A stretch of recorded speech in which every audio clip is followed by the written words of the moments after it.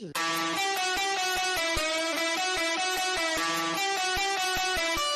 Down for the count.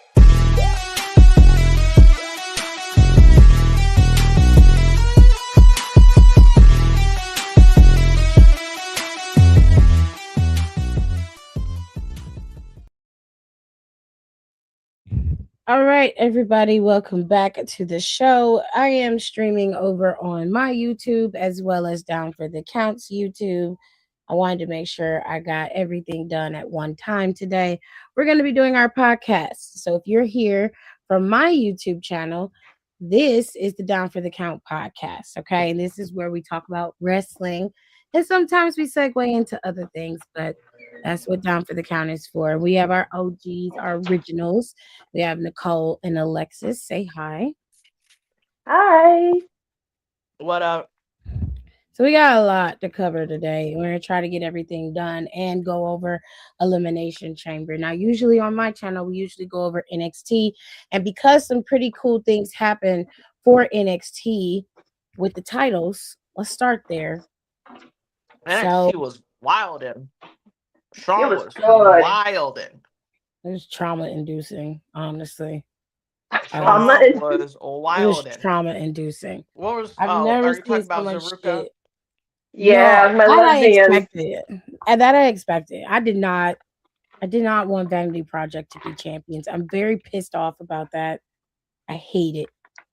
Yeah, but they got the titles off of fucking Team Rouge Shield, so I don't care. I don't care. The reason I wanted them off, really also wanted them off of Dark State, because I kept forgetting about the men having tag titles because of it. oop, Well, I mean, she's not lying. Like, I No. consistently kept forgetting there was a men's tag team belt, and I have never felt like that about NXT. No, you always knew who the champions were. Even when Gallus had the titles, you knew who the Literally, because they champions were. took that shit Mhm. seriously. I said, what are y'all niggas Yeah. doing? Yeah. Like, they're just hooting and hollering. I was like, you got tagged, like, be a damn champion. They're too busy trying to be little rugrats and not defending the title. So it should have low-key, if they were going to give them to anybody, they should have low-key let OTM pin them. Thank you. But also at the same time, I do not think Vanity Project is going to hold them belts for very long. I think they're going to be a very, very transitional champion, to be honest. Oh yeah. They're not But- holding. If they hold them to Mania, I'll be shocked, or Stand and Deliver rather, or they're going to drop them at Stand and Deliver. They're not going to have them for very long. It And pissed me off. just to put this in perspective for people who may not be like, oh, you guys are just blah blah blah blah blah. I don't have cable, so I don't have NXT like in the place that I kind of pirated from went under. But I watch the clips that people post online. I never saw anybody talking about whatever their Dark Side. But that's fucking stupid. Dark State. Dark State, Dark Side, Dark something. But no one. But I never saw anybody talking about them. Like I had to go back and look on NXT today because I was bored at work, and I didn't see any recent clips of them doing anything with them tag titles besides them jumping people, and that was it. Because they haven't done anything with the titles.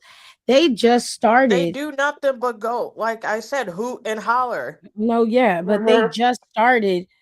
Like it was a stop and start. So they had OTM going after the titles, and then they had Vanity Project cost them the titles.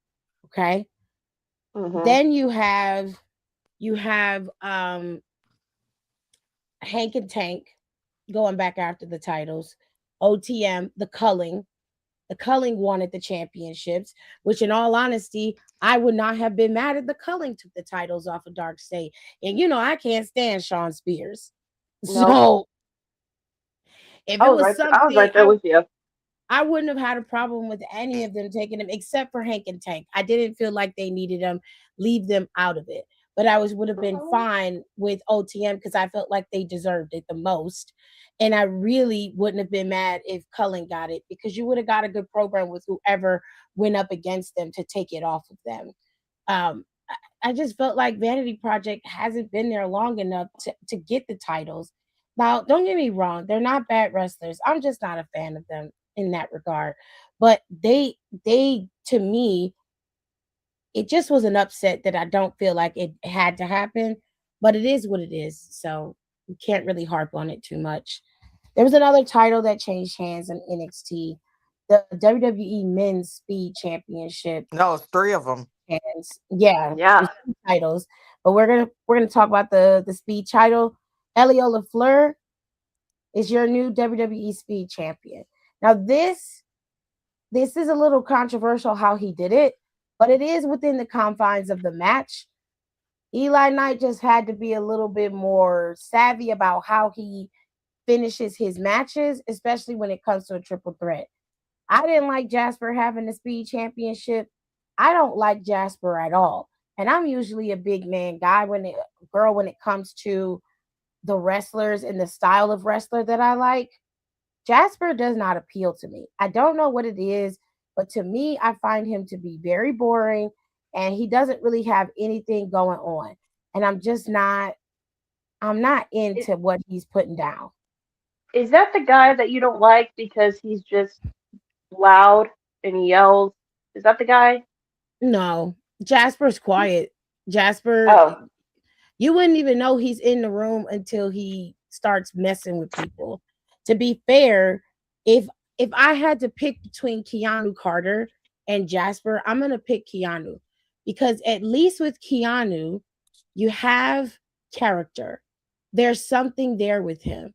Jasper doesn't give you anything but WWE 2K created call character, something that is ooh. made by somebody else, but it's very generic, very basic, and it's just not. It doesn't do anything. And I also, sorry to interrupt you, Tiff, but I just didn't want to lose train of this sentence.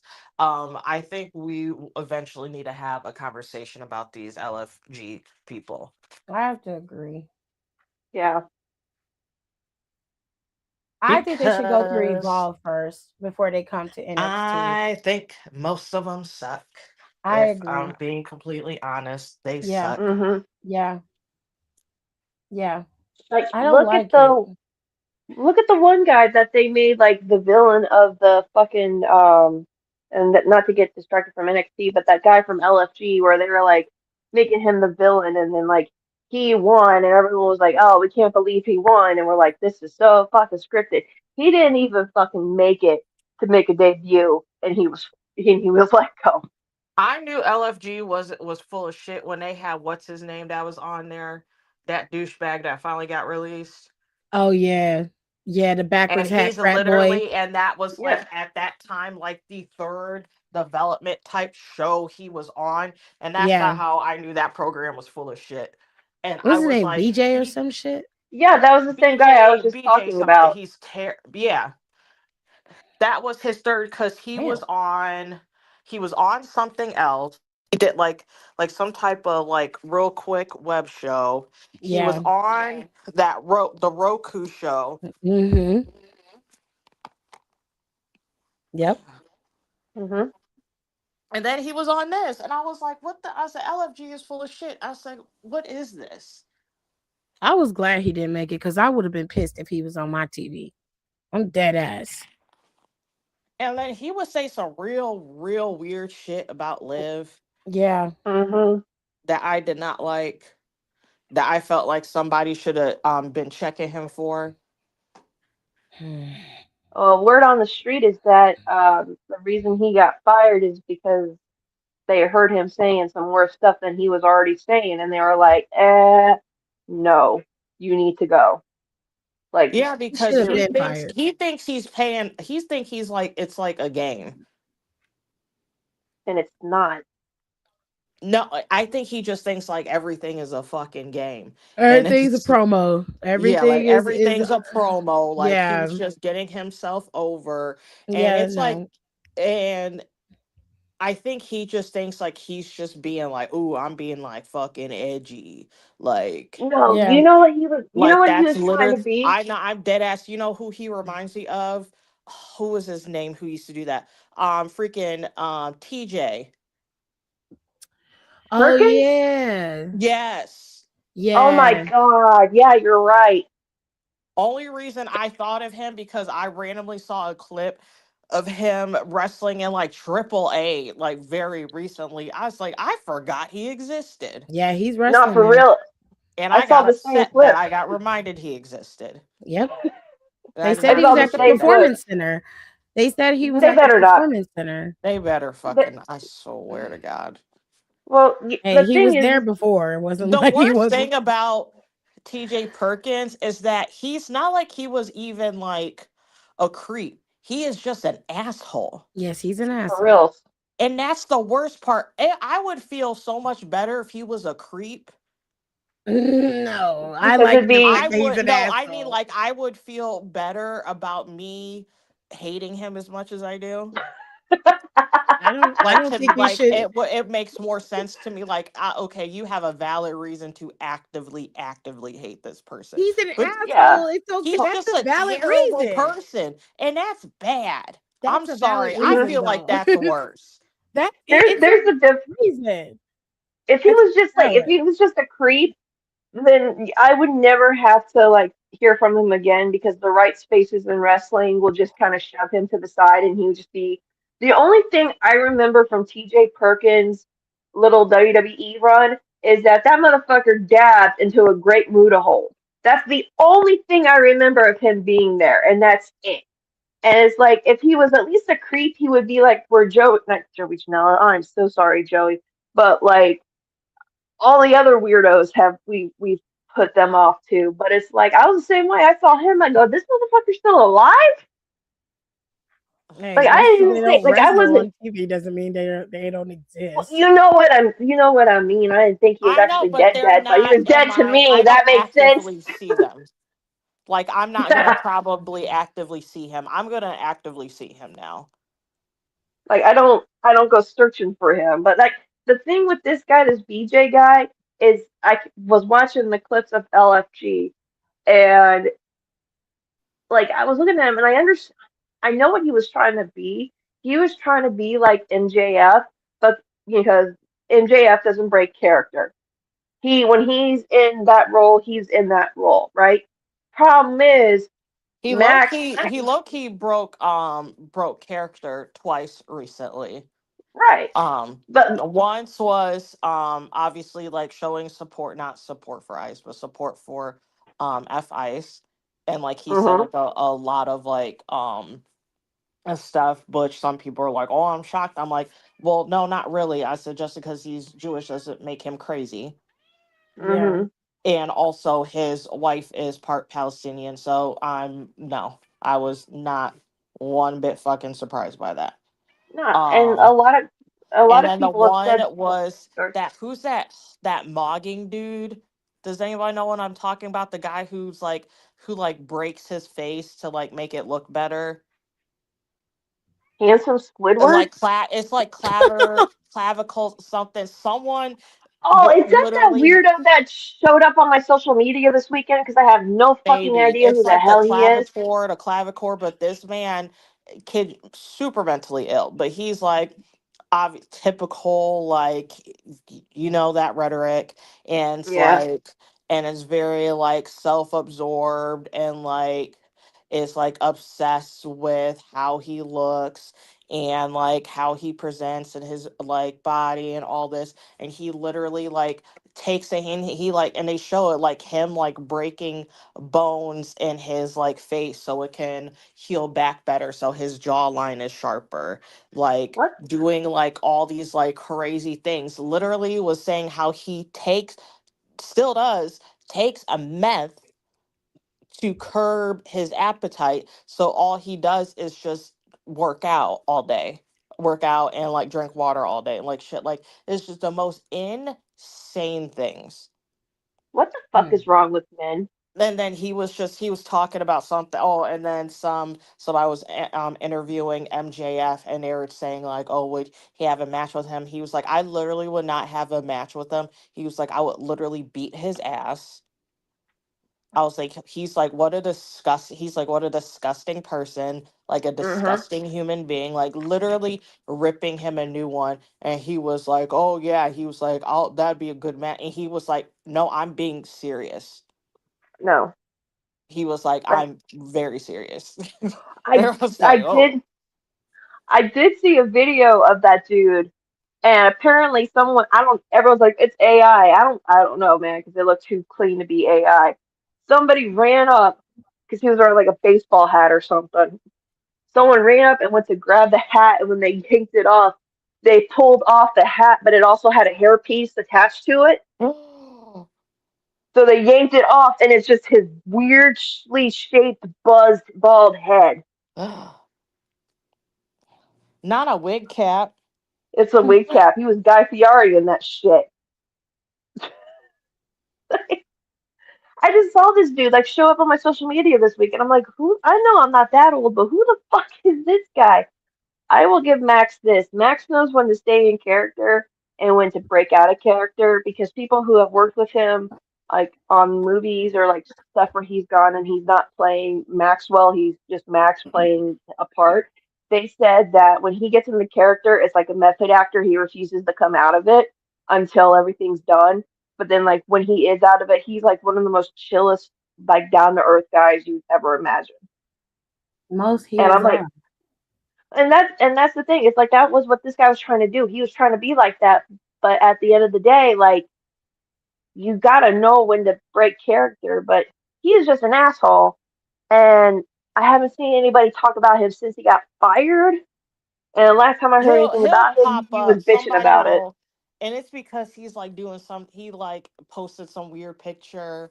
Like I think I seen like a someone like repost or something, or like basically made a tweet with that picture and it like make fun of him. It was like him. I think it was outside of like an Impact show, and like these like three, like him making out with like three different girls. I was just like, ew. I was like, what Girls are we doing? have Yeah, better, have better. we're gonna finish out NXT. Sorry, didn't go on a side note there. No, it's fine. Um, so Eliola Fleur is your new WWE Speed champion.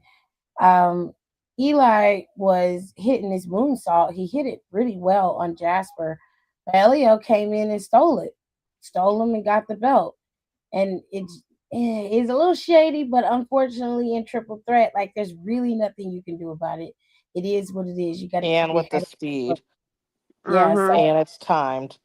unfortunately for Eli Knight, he had to watch somebody else steal his win, but hopefully they'll have their time where they'll fight each other again, which I think that they will, and maybe he'll be able to best him that time. But for now, Elio LaFleur is your WWE Speed Champion. Now, Keanu Carver had a match with Sean Legacy. Sean Legacy challenged him last week after Keanu went on a rampage in the back, destroying everybody and everything. He finally had his debut match here in NXT. And for the most part, Legacy was holding up in the match, but a big pounce and a huge suplex was all that Keanu Carver had to do. Legacy was out. Carver got the victory. So they're giving him the Brock Lesnar treatment, it seems. Great. Moving on. I forgot he turned heel last week. Mm-hmm. NXT Women's Champion JC Jane retained her championship against Sol Ruka, but she had help, which she always does, from Zarya. Now, all of us knew that at some point Zarya was going to turn on Sol Ruka, and we kind of figured it was going to happen next week because she out of nowhere befriended her again to give her some safety and security, and then she attacks her before the match with JC Jane even starts. It was a brutal attack. She told the referee she was good to go. The ref rang the bell. JC Jane hit her signature and the match was over. And then Zarya continued her assault on Sol Ruka, and it was a brutal assault. And she basically told her, fuck you and we're friends. And she called her a bitch pretty loud and left her there hanging off of the announcer's table after she beat the hell out of her. Was I surprised? No, because you kind of saw it coming. I low key wish they would have left them fractured rather than to have them come back together only for them to break up. I wish Zarya would have came out there before the match, beat her up and all that other kind of shit, and then did that. That way, to me, it would have been more cohesive. It's not a shock that Zarya did this because it's been a long time coming. So it is what it is. I don't know. Obviously, it's going to lead to some type of fight between the two of them, probably similar to what happened between Ricky and Javon. Soul will probably lose. Zarya will get put over, and Soul's going to be pulled up to the main roster, which is fine because they were never going to give that girl that championship anyway. And JC Jane hadn't defended her championship, and she has become quite irrelevant as a champion as well. So That's not good to be an irrelevant champion on your second title run.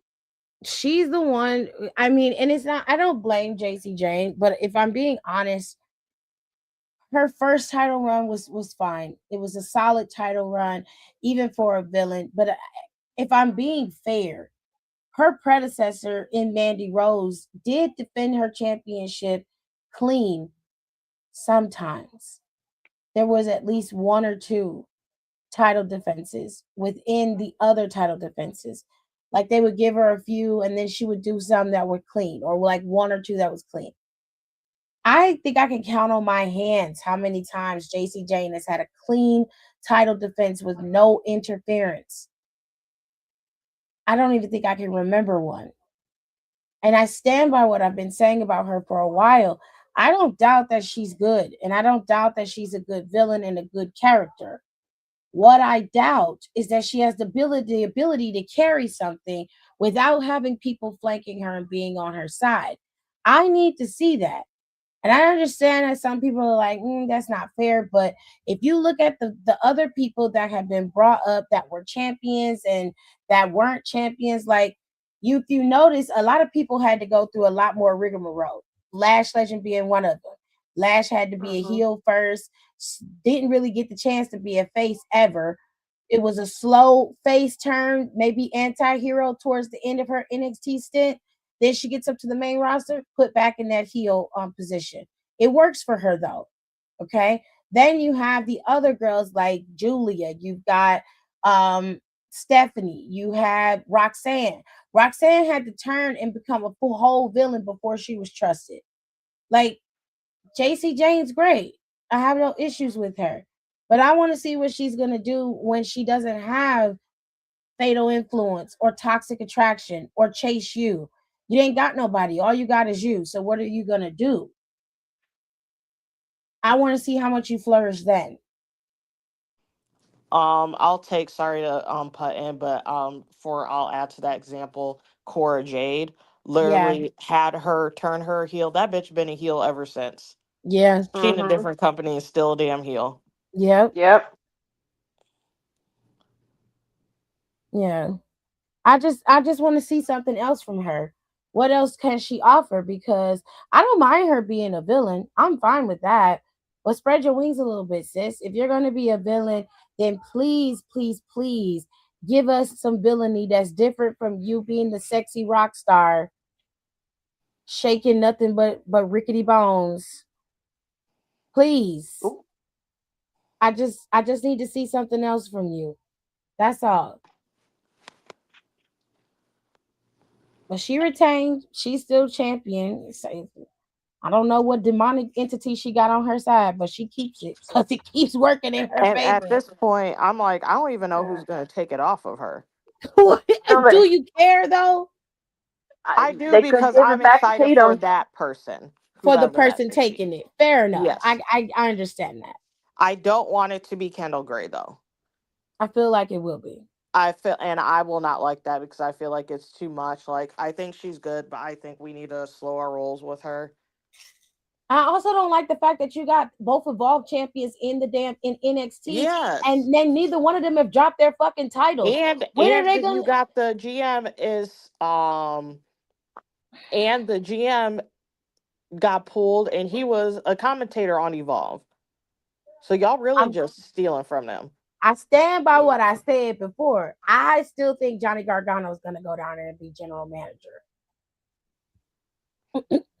I mean, it's something for him to do. Facts.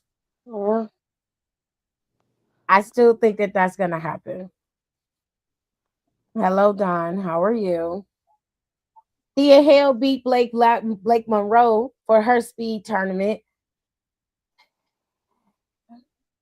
Blake Monroe is still attempting to recover. Jada Parker arrived and basically hit her with the drive-by and cost her her match. So it doesn't look like Jada Parker was that injured. It looks like the injury was a ploy and they have spread that out and she actually is okay. So they say they got two stories out there. One of them was that she was injured. The other one was that she was actually suspended for low blowing the security guard and taking out the other security guards to go after Blake Lively.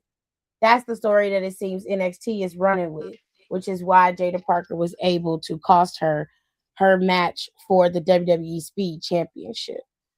So it looks like that fight between them isn't going to be over anytime soon, which I like them. They fight each other like they really fighting. So I can appreciate a good rivalry when it's worthwhile.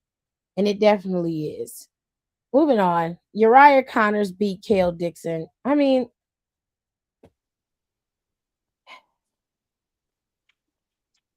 Yay.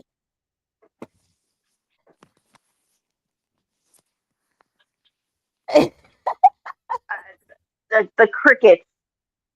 The crickets.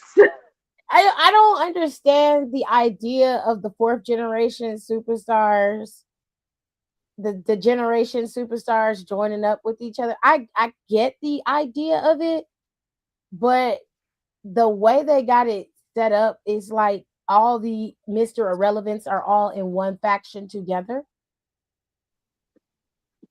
Mm. I don't know how that's going to work out in your favor, but good luck with all of that. Maybe that's the gimmick. It is, Like, and it's not a good no, one. like but that's the thing. Like, it's or what, second, third generations, whatever. But like, I don't know. Maybe it's just like something I'm looking at, but I'm like, maybe they're doing this on purpose because none of them are good on their own. Like, Lexus They King don't kept look good stealing together either. my damn eyeliner pencil because every time he came out, my brown one went missing for like 2 weeks. That's crazy. Oh my That motherfucker god. broke in here and took my shit. But I The don't know. best Maybe thing that's, about I them don't is know. Ariana Grace. She is the best thing about their entire group. And that's not even me trying to be funny or disrespectful. I'm dead ass. When you look at the picture that they posted with all of them in there and It she's is out front, so it is so like I have never seen a more unseasoned group thank you. of nepo babies in my That's entire life. that's all I'm saying. That is But Ari, real. All and it's so funny because some it's it's really funny because I feel like both of my special interests are so chock full of fucking nepo babies, but there's always like a group of the nepo babies who just suck. yeah, Mm-hmm. And that's all of them, no offense, but unfortunately, that's like they pray to God. David Finley goes there instead of AEW, but I think he might go to AEW in my opinion. But if he that's doesn't, fine. I think only because he's been on there previously with like New Japan and stuff. So Yeah. that's but at the same time, I don't know, he could want to be with his family. So who knows? Um but if he goes, that's the only thing that's gonna save them. No dead ass. Because they That's don't really, literally the only thing. And then as soon as he gets there, everybody get in the fucking back. yeah, Everybody, you stand behind him. yeah. I don't want to see more than half of your face. You got everybody got a 5 word limit, cap limit. Right now, they just look like a rag'em taggem bag of idiots. Like I said, the best thing about them is Ariana Grace. She looks the best out of all of them. She's got the best personality. Wrestling wise, Ariana Grace is good. She still needs work, but she's good. But Uriah is still very young. And as far as I'm concerned, he also needs work character wise. Even now that he's a heel, it's very basic heel shit. There's nothing special about him, there's nothing to him that gives anything other than what I described when it comes to Jasper. It's very much created character energy. Same thing goes for Kale Dixon. No shade to him, but it's just you don't serve what you need to serve. The interesting aspect. You're not an Ethan Page, right? There's only one Ethan Page, and you're not anybody like a Trick Williams. You're not a Carmelo Hayes. These are once in a lifetime stars, and the problem here is that we're missing that. The women have plenty of them, but the men is few and far between. The women are good right now. We don't. They're set, but Yeah. Speaking of the men, Miles Bourne defeated Ethan Page. He is your new NXT North American champion. woo! I'm glad for Miles Bourne. He deserved it, and I hope he changed that belt back because I hate that red and white belt. I hate it. I hate it so much. Please go back to the brown strap. And I hated the North American Championship, but I would rather look at the OG belt than that monstrosity that Ethan Page was walking around with. You didn't like the Canadian version of it? No, it was god awful gaudy, and it's just not. If it was red, I wouldn't have an issue with it, but it's red and white, and I'm just like, why? Why did you do this? Why would you do this? Well, the man wears pants that don't even cover his ankles. So, I mean, are we really asking if he has good taste or not? Now, wait a minute. I give Ethan Page a lot of flack, but let me tell you something. That's a good looking man. He dresses very well. Most of those guys don't know how to dress at all. And Ethan Page does dress nicely, in my opinion. For his height, the style of it, he's got a bigger leg. So, of course, things are going to be tighter on him. But for the most part, he dresses really well. He keeps his skin tan. He looks nice, and he's very cute with his glasses. Oh my gosh. He's a very attractive man. It's just when he opens his mouth, just like, don't fucking talk. Don't talk. You're ruining the moment. Please. Please. Jesus. Don't talk. But I love him. I think he's a beauty. He is one of all of the heels that I despise. I love Ethan Page for the right reasons. Because he's an asshole, I love him for that. But he looks pretty while doing it. So I can mute the TV and be like, I can be like, you're attractive and I like this. So that works for me. You're an asshole, but you're pretty. I like you. Yeah, it's like that works for me. That explains Tama. Oh, I love Tama Tonga. I don't care what anyone says. That man could destroy everybody in that locker room, and I'd be like, justifiable homicide. Don't worry about it. It is what it is. Oh my god. It is what it is. I love that. That man was back there speaking Japanese for like 3 weeks, and I was like, excuse me? Pardon me? There's another reason why I love you. Oh my god. He's well cultured. I love right? Love that for him. Right? So Bourne is champion and Ethan lost, but Miles Bourne, isn't he like the first deaf champion that WWE has had? Yes. Yeah. I think he's the first ever deaf wrestler they've ever had. He is the first deaf wrestler they've had. I'm very happy for Ethan Bourne. I mean, for Miles Bourne, Ethan Bourne. For Miles Bourne, I like Miles Bourne's style. It does give early Randy Orton, but it's still Miles' style. He knows how to shape it so it fits to him. But I like it. I think he's great. I think he's gonna be great. I don't want him to be a pure babyface champion. I want him to keep that edge that he gained to face off against Ethan in the first place. I want him to keep that because he's gonna have some contenders. Sean Legacy is there. Keanu Carver is there. You got bum ass bad Jasper Troy. He's there. You got some people there that are gonna come after that championship, and I still want him to have his edge while that's happening. Plus, Tavion is still there, so you might have a little battle between him and Tavion. So I can't wait. I want to see how they're gonna book this. Let me see what the comments are saying. Hopefully, right. Yeah. That you can see if his wife can fight. He is married, but I mean, I ain't trying to be nothing other than I admire from afar. That's it. I see a lot of his ankle. I should not be seeing his tibia this much. That's crazy. That is absolute nuts. He be looking real scrubbed and leopshous. That's crazy. Tip giving a heel their flowers. Someone check on her.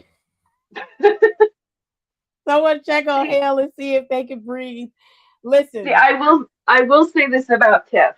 She's a face girl through and through. But if a heel is doing what a heel is supposed to be doing, and they make her visibly sick and yell at the TV when they come out, they're doing their job, and she respects that. I've known this woman for that long. And I know that in her. I give the heels their props when they do their jobs correctly. I did it for Nia, and I can't stand her. She still got us blocked on Twitter. I don't give a fuck.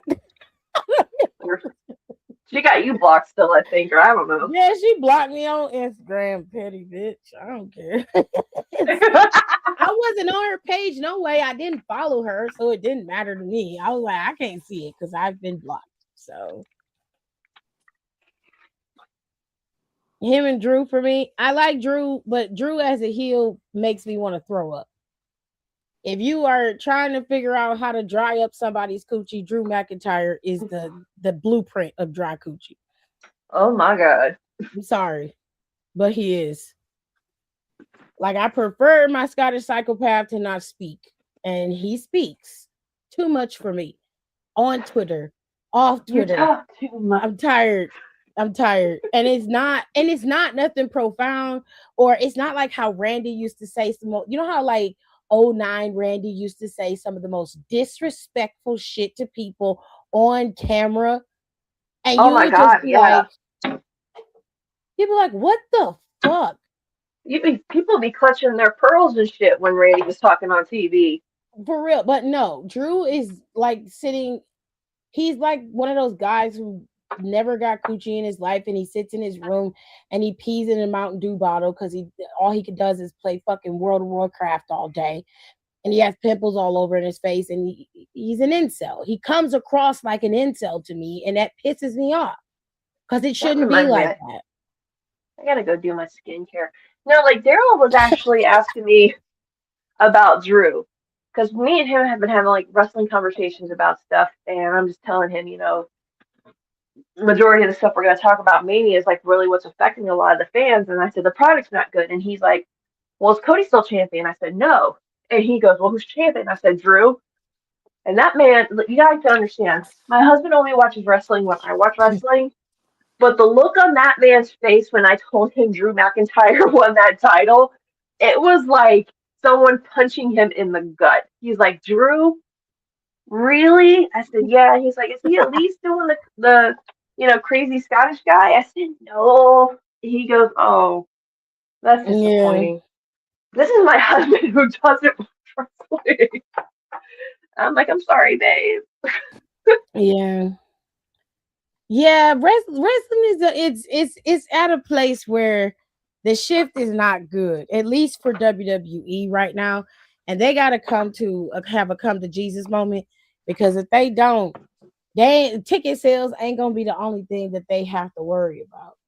Okay. Let's finish up NXT and then we can start talking about Mania because That is a lot. NXT. That's it. Okay, good segue. Good segue.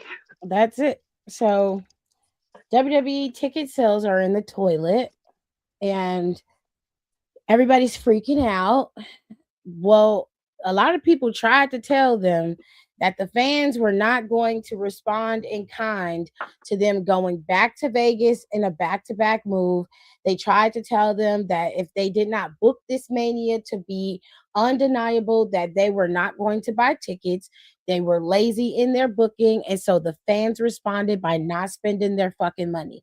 Not only that, but TKO has decided that they're going to price everybody out of the show. And not only that, but cut off the other half of the revenue stream by blocking the watch parties that could happen within a few miles of the arena.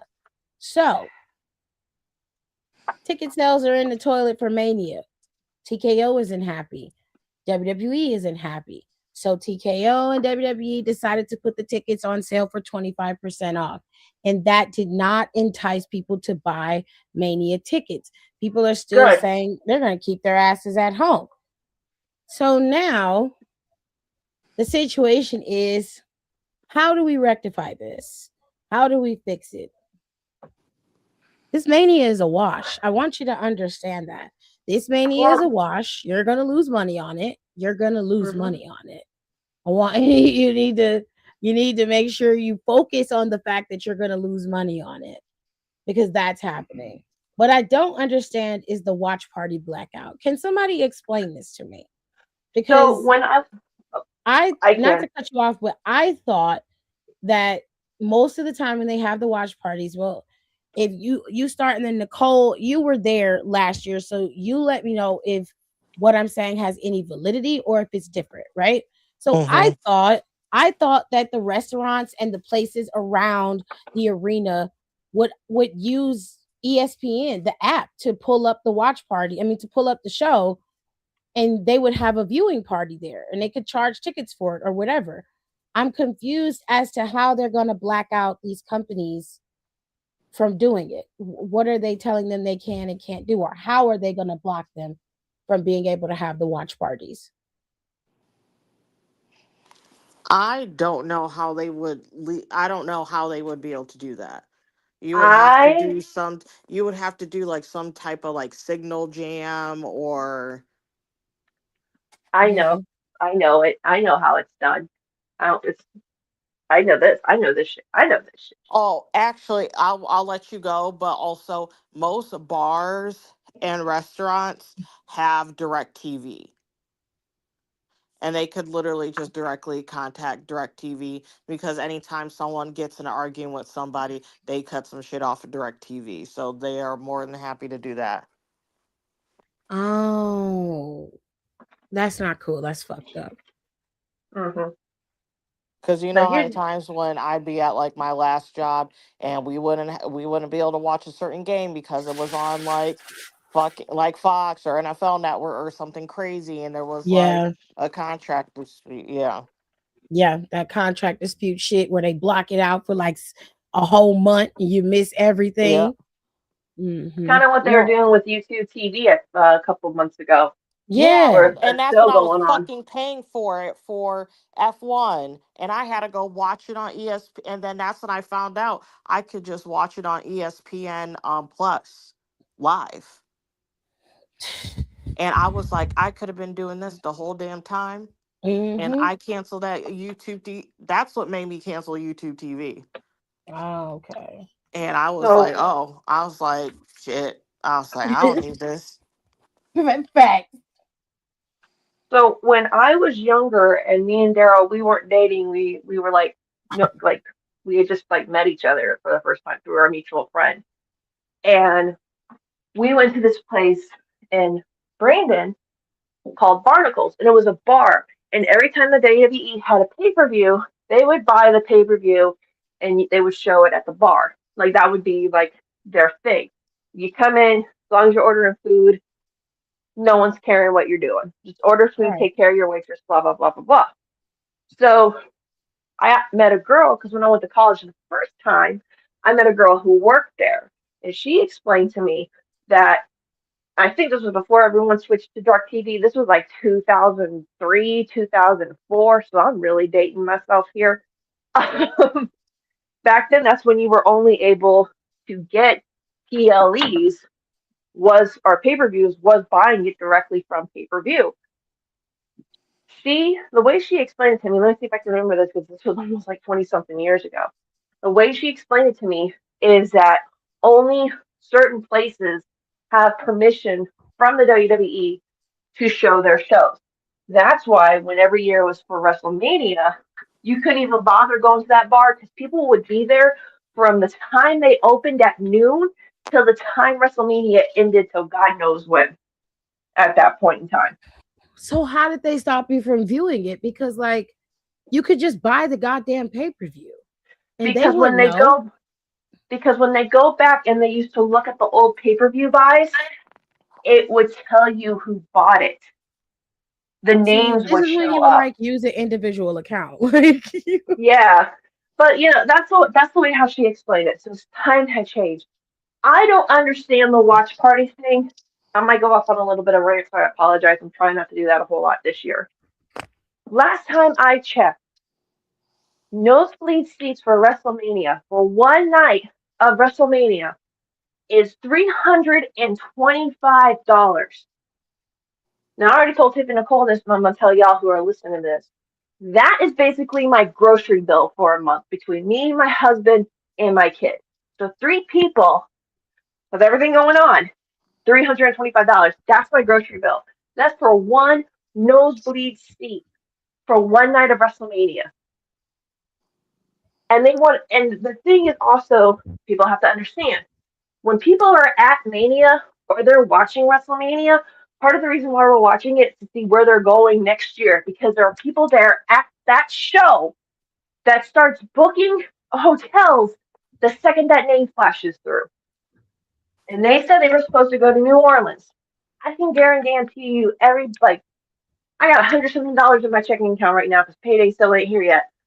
But I can guarantee you, okay, somebody was there already booking hotels for Louisiana for that point of WrestleMania. Then they turn around after they make the announcement that they're coming back to Vegas. That's already showing greediness right there. But you have the audacity to ask for $325 for a nosebleed seat. You gotta be fucking kidding me. The only time I would pay $325 for a WrestleMania ticket is like maybe not bottom row because or like the bottom because that's like a total house payment for me, but like somewhere in the middle. Like I don't mind sitting off to the side as long as I'm not getting barred by like my views blocked or anything. But I will be damned if you expect people to pay a fucking grocery bill, a car note, insurance, mortgage, rent for one nosebleed seat. That is absolutely ridiculous. And then now they're taking out the watch parties because they think people won't go. But you gotta understand, we're from the generation of the black box. Okay, that shit used to hijack pay-per-view stuff. We'll find ways to watch it. Just because we don't go to a restaurant, we have the whole ass internet. You could probably go somewhere on your neighborhood and be like, hey, weird question. Does anyone watch wrestling and is anyone going to watch WrestleMania? Hey, yeah, come over, help me pay for it, bring some food. Okay, like we're going to go old school with this shit. Okay, because this is what we used to do back in the day. and and the fact that they're probably going to ask you to buy WrestleMania twice, that's probably 50, $60 right there. The product hasn't been good. People aren't happy about it. I mean, there's a few saving graces, but you cannot build a 2-night event on just a few saving graces. And now they basically announced, well, Heyman said it in that clip, they're going to go to Saudi next year for Mania. So we're not even going to have a Mania stateside for a year.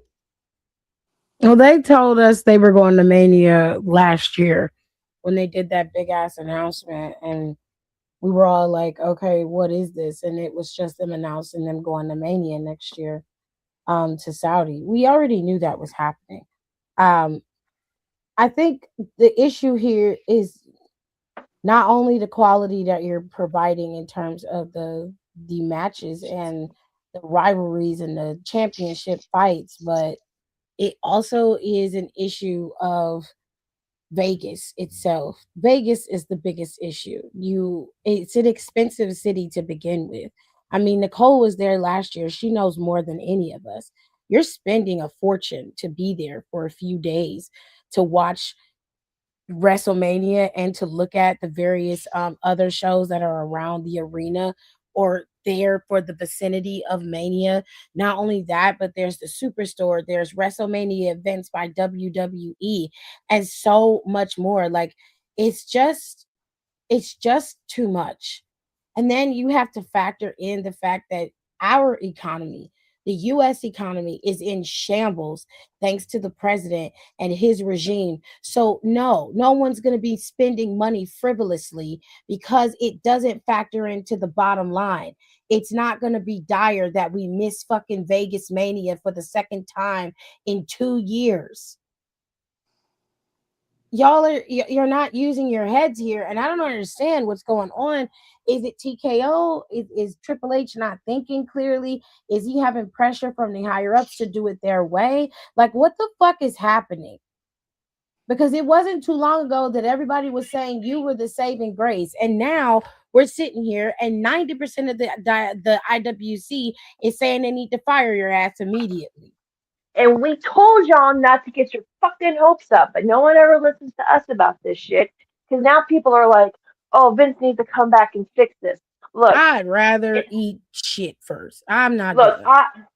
I don't want Vince to come back because we saw what happened when that happened. Okay, he was petty. He didn't want to sell the company or give the company up, so he sold it out from his family. So the McMahons have no longer full control of their own fucking company. And then the stuff with Miss Grant happened, and then he left, and then they brought Vince back to finish the deal, which that whole time was so stupid because that's also the time where no one returned Juice Robinson's phone calls. What else am I missing here? Then Miss Grant's story comes out. Vince gets the boot again, and the only thing I will, if Vince came back, if Vince was still there, they would be trying to find ways to get him out either way. The only thing I will give Vince McMahon a shred, tiny, tiny little shred, okay, is that he knew not to price out the people who kept the lights on, if you get my drift. The families, the people with kids, teenagers, adults who grew up watching wrestling and then kept loving wrestling as they got older. He knew those were the people who were going to be the ones, the ride or die. Because there were years we were riding good, and then there was years we were in the trenches covered in shit with like nails in our fingernails. Like we were going through some bad times, but we stayed as fans, and this is the kick in the balls that we get for thank you for what? Not even the past 10 fucking years alone in WWE. I also And now we don't can't. like the fact that Triple H gets a lot of the he has to bear the brunt of a lot of this. He's the one that everybody attacks. He's the one that everybody comes after, whether it's ticket sales, whether it's firings, whether it is booking. Everything falls on Triple H's head when everything is not in his control. And most of the people who say these things know that, and yet they still do it to perpetuate the fact that, oh, it's Triple H, he's the problem. When we've seen when they change regimes and when people change things, that it's not always the problem. He's not the one in control of everything, but we do give him flack where flack is due. However, in terms of ticket pricing, that's not on him. That's on the parent company. They're the ones who are pricing out the fans because they're the ones who made it clear that they want WWE to feel like a luxury adult entertainment. They don't want to be catering to families. But Vince McMahon catered to families even when they were still adult entertainment. The prices didn't fluctuate. He still gave you decent ticket prices when they were having Lita and Edge having live sex shows on Monday Night Raw. It was up to you to take your kid to the show or not. That was on you. Okay. So I don't know. I don't like this. Doorbell. Doorbell don't like it either. No, it I know Nicole's gonna say something, but like y'all have to understand when it comes to TKO, and I'm just gonna say this is my piece, and then Nicole and Tip can have the floor for the rest of the conversation because I talk a lot. I'm sorry. Um, I have a coworker of mine, and he used to be a huge UFC fan, and he told me he would buy all the fights. This was like when you can only buy them on pay-per-view, that kind of stuff, and he loved doing it. That was like highlight of his fucking month or whatever they had him, right? And then he told me as soon as TKO got their claws in the UFC, a lot of the real UFC fans left. And a lot of these people who aren't really UFC fans, but because it's a high luxury item and they know they'll be seen if they go to a UFC fight, that's who's going there. They did the same thing to UFC that they're doing now in WWE. And that's nothing to do with Triple H. That's TKO as a whole. And while we do need to hold Hunter's feet to the fire, this is not one of those situations that we need to do that. This is a TKO thing.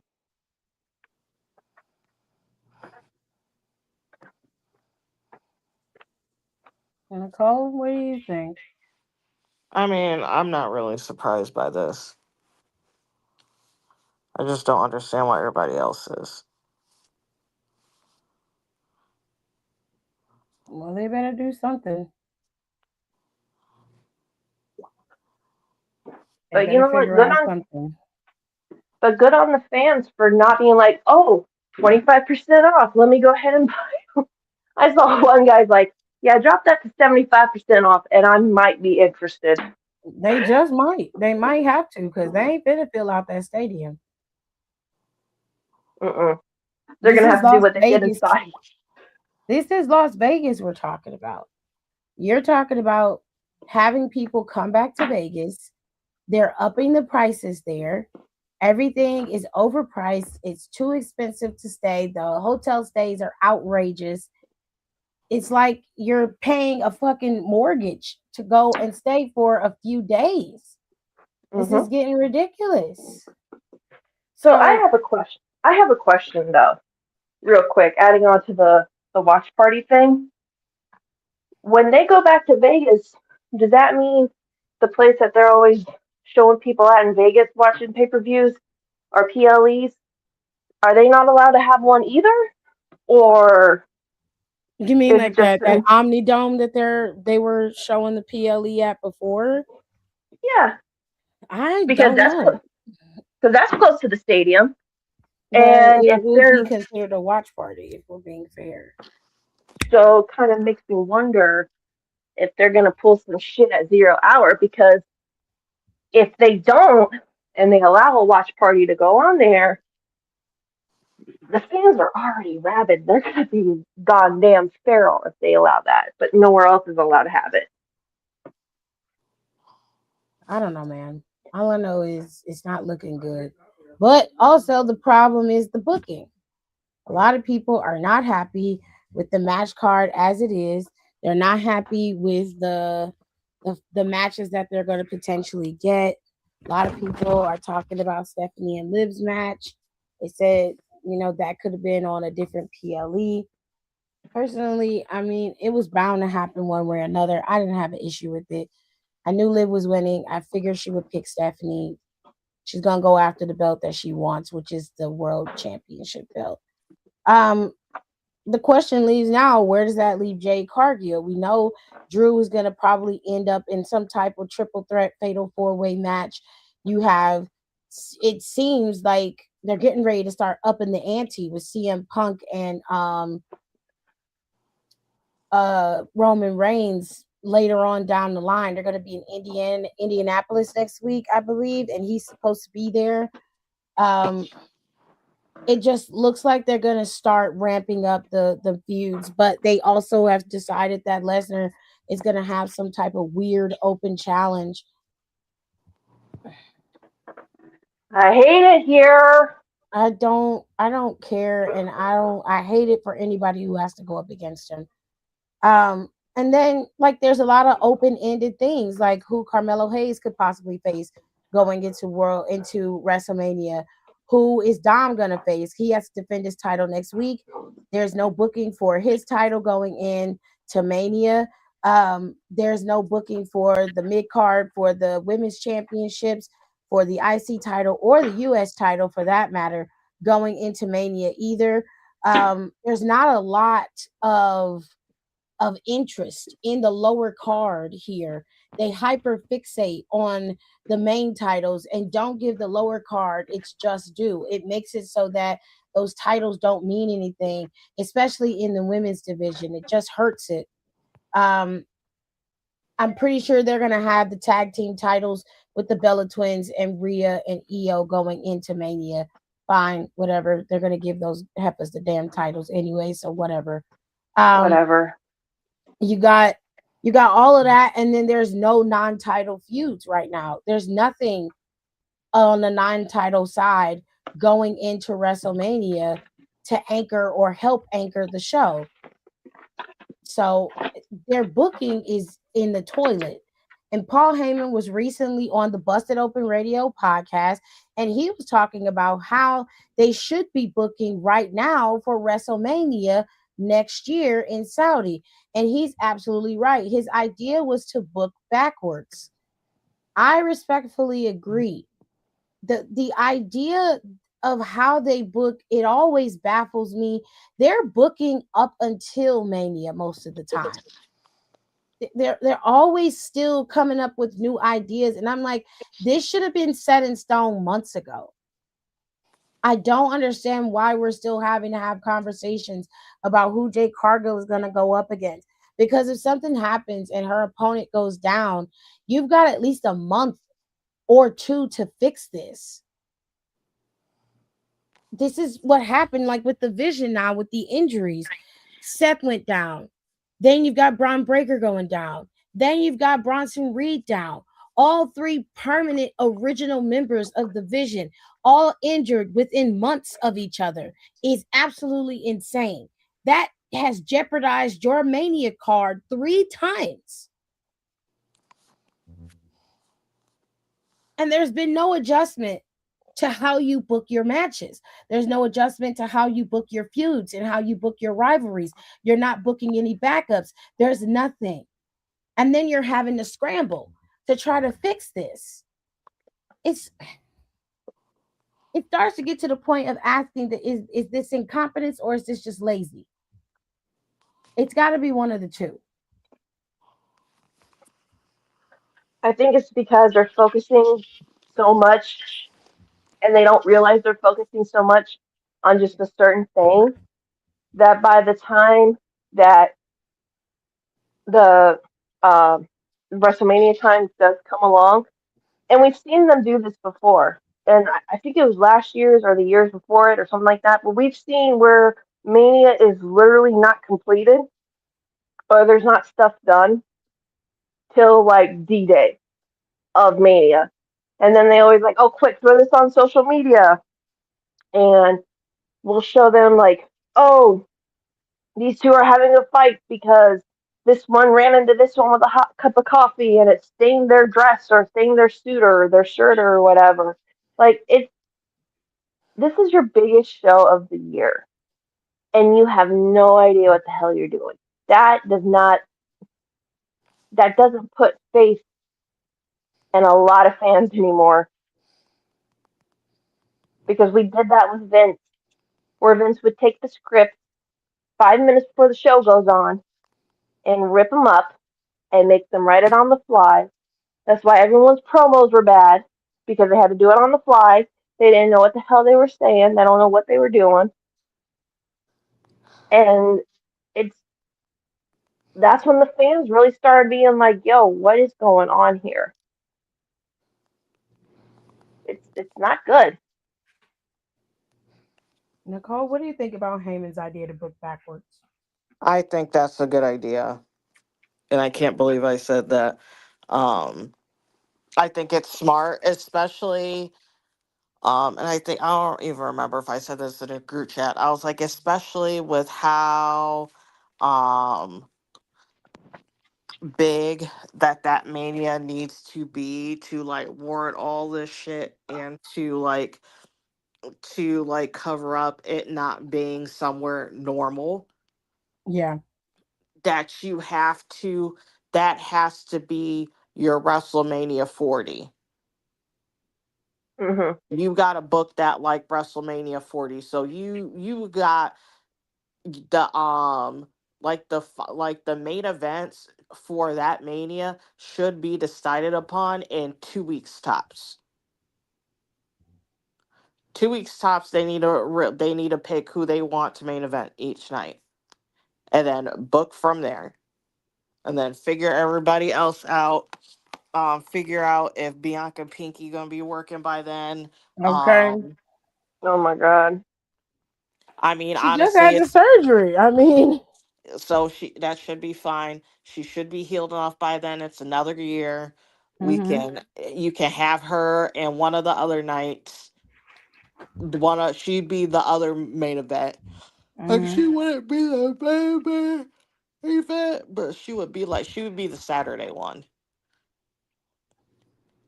stop booking nostalgia matches. Yes. Mhm.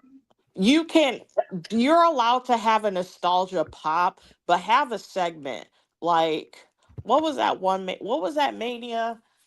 It's the When one the where Hardys came back. when everybody wore all those belts, and then everybody hated everybody that won the belts like 2 months later. It's the year like Kofi and Seth and Becky won, and like hmm everybody Mhm. got exactly what they wanted, and then everybody hated it 2 months later. hmm I think the only people that didn't get hated after that Mania was the Iconics winning the women's tag titles. Yeah. No, they kind of did a little bit. It was a little bit later. What I But I mean, always they hated had them. that So segment they had with John Cena was good. yeah, That but he was at that one, right? I think yeah, that's so. the one where he was trying to get into a match with the Undertaker. I don't know what it was. I Well, don't think that anyways, was that at that meeting. I don't That was know. at Mania. I think I mixed up manias. No, that was at Mania because John Cena was sitting in the front row, and then one of the No, security guys. I'm thinking about the wrong mania. That's not Yeah, I what I'm think she's talking about. mixing Yes. two Anyways, manias what my thing together. is, it was a decent amount of time so you can eat up time off the clock, but it wasn't forcing them in a match. Right. Yeah, Like we need to bring back segments. Or Like do or cinematic matches like the fucking graveyard match with AJ and Undertaker. I love that match. And it wasn't even really a match. It was just AJ was a hick walking into a redneck's house uninvited. Like that's pretty much what happened. Okay, They beat the like, hell out of each other in that match, though. It was good. it I was thought it was it was fun, good. and it's worth stop booking Brock Lesnar in matches in 2026. You Just why? know? If they have a match where Gunther retires him, I will actually cheer for fucking Gunther. I don't think they're I gonna have that. They are doing this open challenge shit, but It just makes me worry because Pip mentioned this in our podcast group chat is that we have the feeling that one of the men going into the elimination chamber aren't going. The rumor is one of them is not going to make into the chamber because Lesnar's going to jump them and take their spot, and I don't no, want that to they're not fucking gonna do happen. that anymore because he has his own yeah, thing he got something to to actually Mania. do. So Hmm. they decided to scrap that. So he will have his match, and I think one of the chamber opponents are gonna challenge him, which most people think it's gonna be LA Knight. Um sure, whatever. At this point, fine. Do whatever you want. I hate Um it here. yeah, we all do. It sucks everywhere. The injuries have plagued WWE pretty badly. Bronson Reed is the latest to get injured. It was a freak accident on Monday Night Raw. He tore his bicep. He is said to be out for 4 to 6 months. Okay. Um, Braun Breaker hernia He's not going to be got back for what 6 months. He's also out for 6 months. He'll be back before Reed, but he's going to be out for 6 months. Seth Rollins is in rehab, from what I understand. He's been rehabbing, but I believe he was rehabbing before they made this announcement.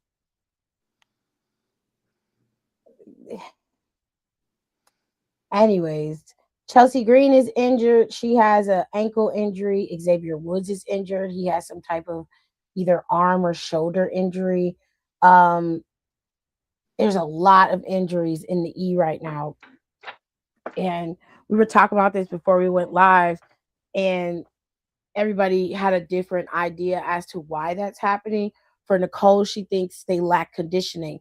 When they were having more of the house shows, it was the body was hardening, so it was easier for them to take a hit here and there, do this and do that without them feeling like they're going to break into pieces. I believe a lot of these injuries are freak accidents. These are happenstance injuries. None of these are happening because they're wrestling too hard or not wrestling hard enough. But Nicole isn't entirely wrong. Two things can be right at the same time. I do think that some people need to have that type of conditioning in order to maintain themselves in the ring, and others can take off like Roman and not have to work as hard and come back and do a 2 to 3 week stint where they're wrestling, but they're not wrestling. They're not wrestling house shows, live shows, and doing Monday Night Raw and SmackDown. They're just coming in, Right. doing their part, and leaving. So I think this has a lot to do. Now, some people think, y'all know Black people, okay? We do not do superstitions very well, okay?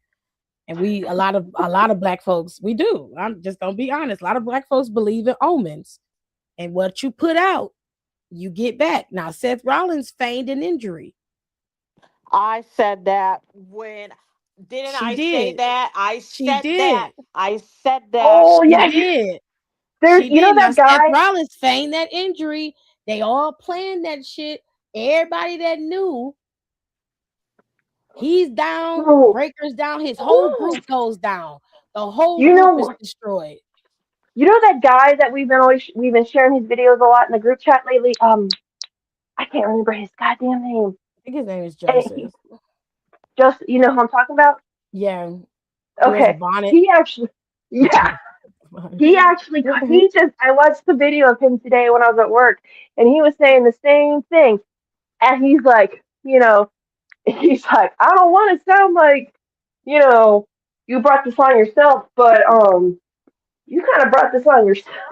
I mean, to be fair to Nicole said it right after he did the shit. I say you Yeah. don't play with injuries. That's what I she say Nope. said. I say you never pay. I was like, you never play with injuries. It was right Or after he did the shit, she said it. And then not too long after that, he gets that shoulder injury at Crown Jewel. I mean, look, I ain't saying that I ain't trying to wish no ill will on nobody. I wish y'all nothing but speedy recoveries. I don't like injuries. I don't like to see people injured. And that's never anything on anybody in this podcast or wish on anybody. I mean, we just saying what you put out in the universe, you get back. You get it back, babes. Now, I'm not saying that anybody deserved it, but I'm saying what you did was a cause and effect. You've got an entire group who is out. This whole group was built on you.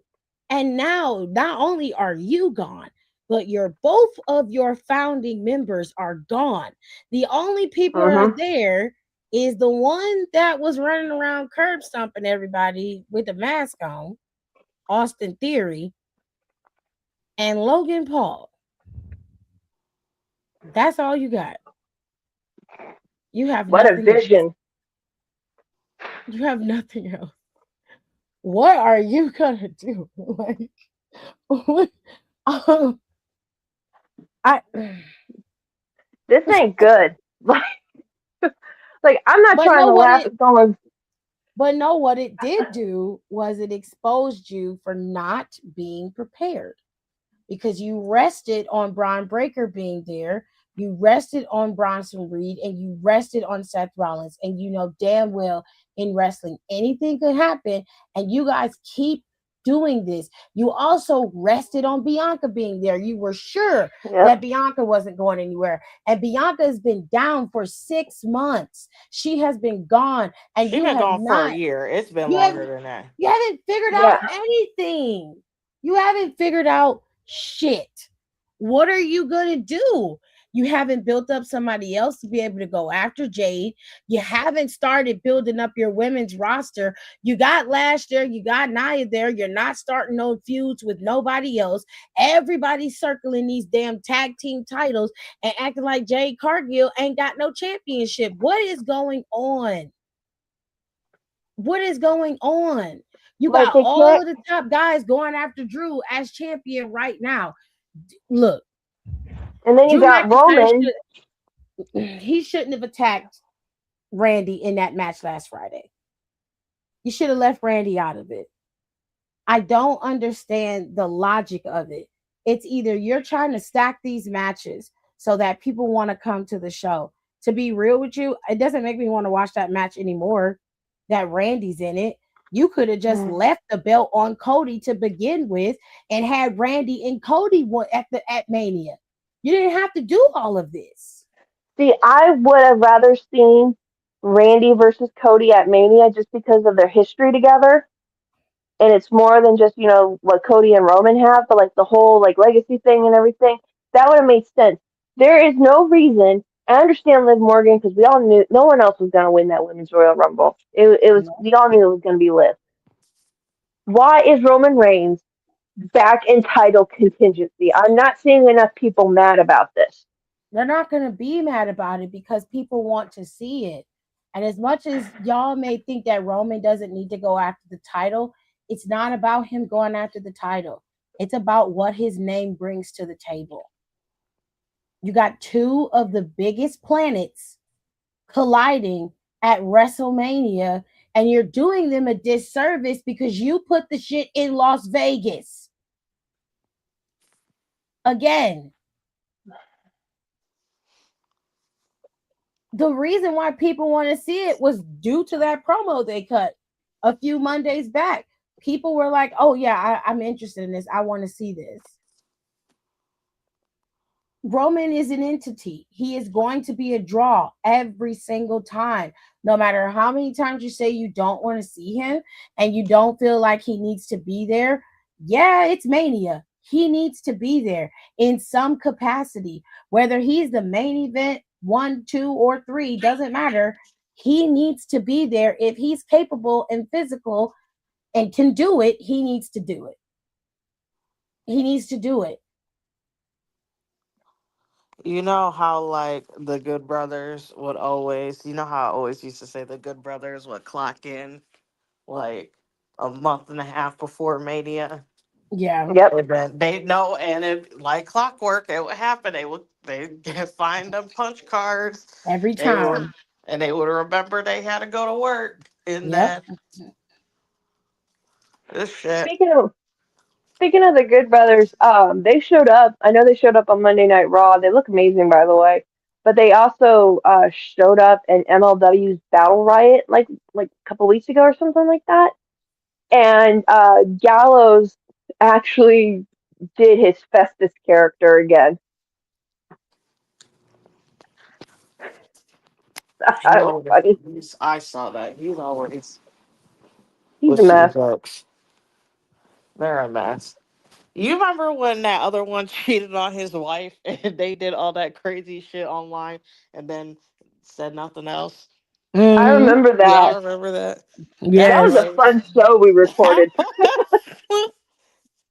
Wildest was shit ever. so that was so crazy, and then nothing, not a It's peep. just random. And it's like, okay, so everyone's like, so what happened? Like, you No. drug us in your business and nothing? Right. You're Wild, not gonna say wild nothing? times. Wild times, honey. Because man, we were No, she talking so just much went shit. silent and took him back.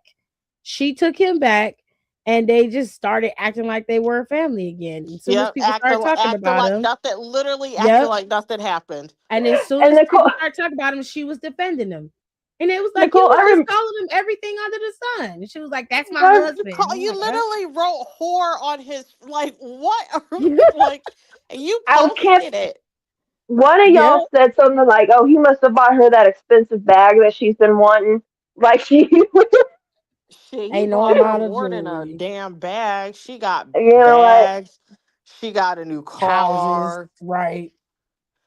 They She got a got wing added to a the house. little. She got a little mommy touch up. Yeah, Probably. something. Mm, She got a lot of things.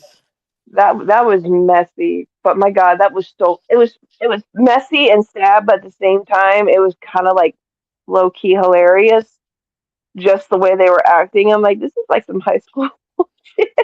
Like she posted pictures of him like sleep and was Yeah, calling him names. And I was just like, this is she called him a wild as whore. fuck. She called him a. Did she call him a slut or something too? She I wrote mean, like whore on his it's face yeah, she wrote while it he on was his face. sleeping, That's the picture where he was asleep. Jesus Christ! with And she his mouth posted all it. open. I was like, Yeah, ooh. exactly. She said, well, Ew. Cardi did say broke boys don't deserve no coochie. That's crazy. That's crazy. That was like Anyway, 20. That whole thing was fucking wild, man. That was like 2021, wasn't it? Like it was early in the 2020s. I just remember that, and I want to say yeah, because it wasn't COVID. We were out of COVID, I think. yeah, because I think that's when they went over to Saudi and all that shit was kicking off, and I was like, damn. That was She waited till after he was. Saudi. It was. I don't know, but it was. That was a wild time in wrestling, man. Holy shit! So much stuff happened. Not to make some mess in the Sims. That's wild. Rico in the group chat. I mean, in the comments, acting up. Anyways, Oh Lord. last but not least, because we can only talk about one thing, but for so long. AJ Styles is inducted into the Hall of Fame. He's going to be in this 2026 class. Hold on. They gave an applause. I got applause sound effects. Hold on. Oh, okay. I tried my They don't best. want none. They don't want You know what? none. No. Yeah. Okay. So AJ Styles is going to be in the inductee class. He joined Stephanie McMahon because they made the announcement for Stephanie at what? WrestlePalooza? It was a Mm, while ago. And then nothing. Triple H, I'm finna give my lady her moment. And I'm like, damn. mm. It was like, Okay. damn, and Stephanie going by herself? Like, what the fuck is going Right? on? Like, where's the rest of it? I said, you love that lady, huh, bitch? Okay. Mm. I'm gonna keep my opinion to Wowzers. myself anyway. And Uh, AJ Styles also had his opinion about Mania. He said that Mania has lost its luster to him. It's not the big PLE that it used to be. And I mean, he has a right to his opinion. And in some instances, he's correct. A lot of people believe that it's lost its luster because it's a 2-night event now. And making it 2 nights took away the spark of WrestleMania. And I disagree with that. I don't agree with that. I don't mind the 2 night event. I just want them to put forth effort for both nights. And sometimes they don't. I do not want to be watching mhm, WrestleMania for 12 hours. I just don't. true. And I don't want It would Mania to be booked like a PLE where you got 4 matches on the card and 2 of them nobody cares about. it would be better if they just streamlined it. You know, like everyone's like, "Oh, it's me." I think I've said it too, and I kind of like thinking back because sometimes you say something, and you're like, you know what? On second thought, like Mania needs to be like the payoff to big feuds, and you don't need to be like, "Oh crap, we don't have a U.S. title match. Quick, let's throw something together 5 seconds on SmackDown," and all of a sudden they got. It needs to be streamlined, and it needs to be the matches that count because to a lot of people, and I said this to myself, WrestleMania is basically like the season finale for WWE, and then it doesn't really kick back up until, oh god, I know I picked like an exact point, but to me it's like, okay, this season's over. time to move on to the next season, that kind of thing.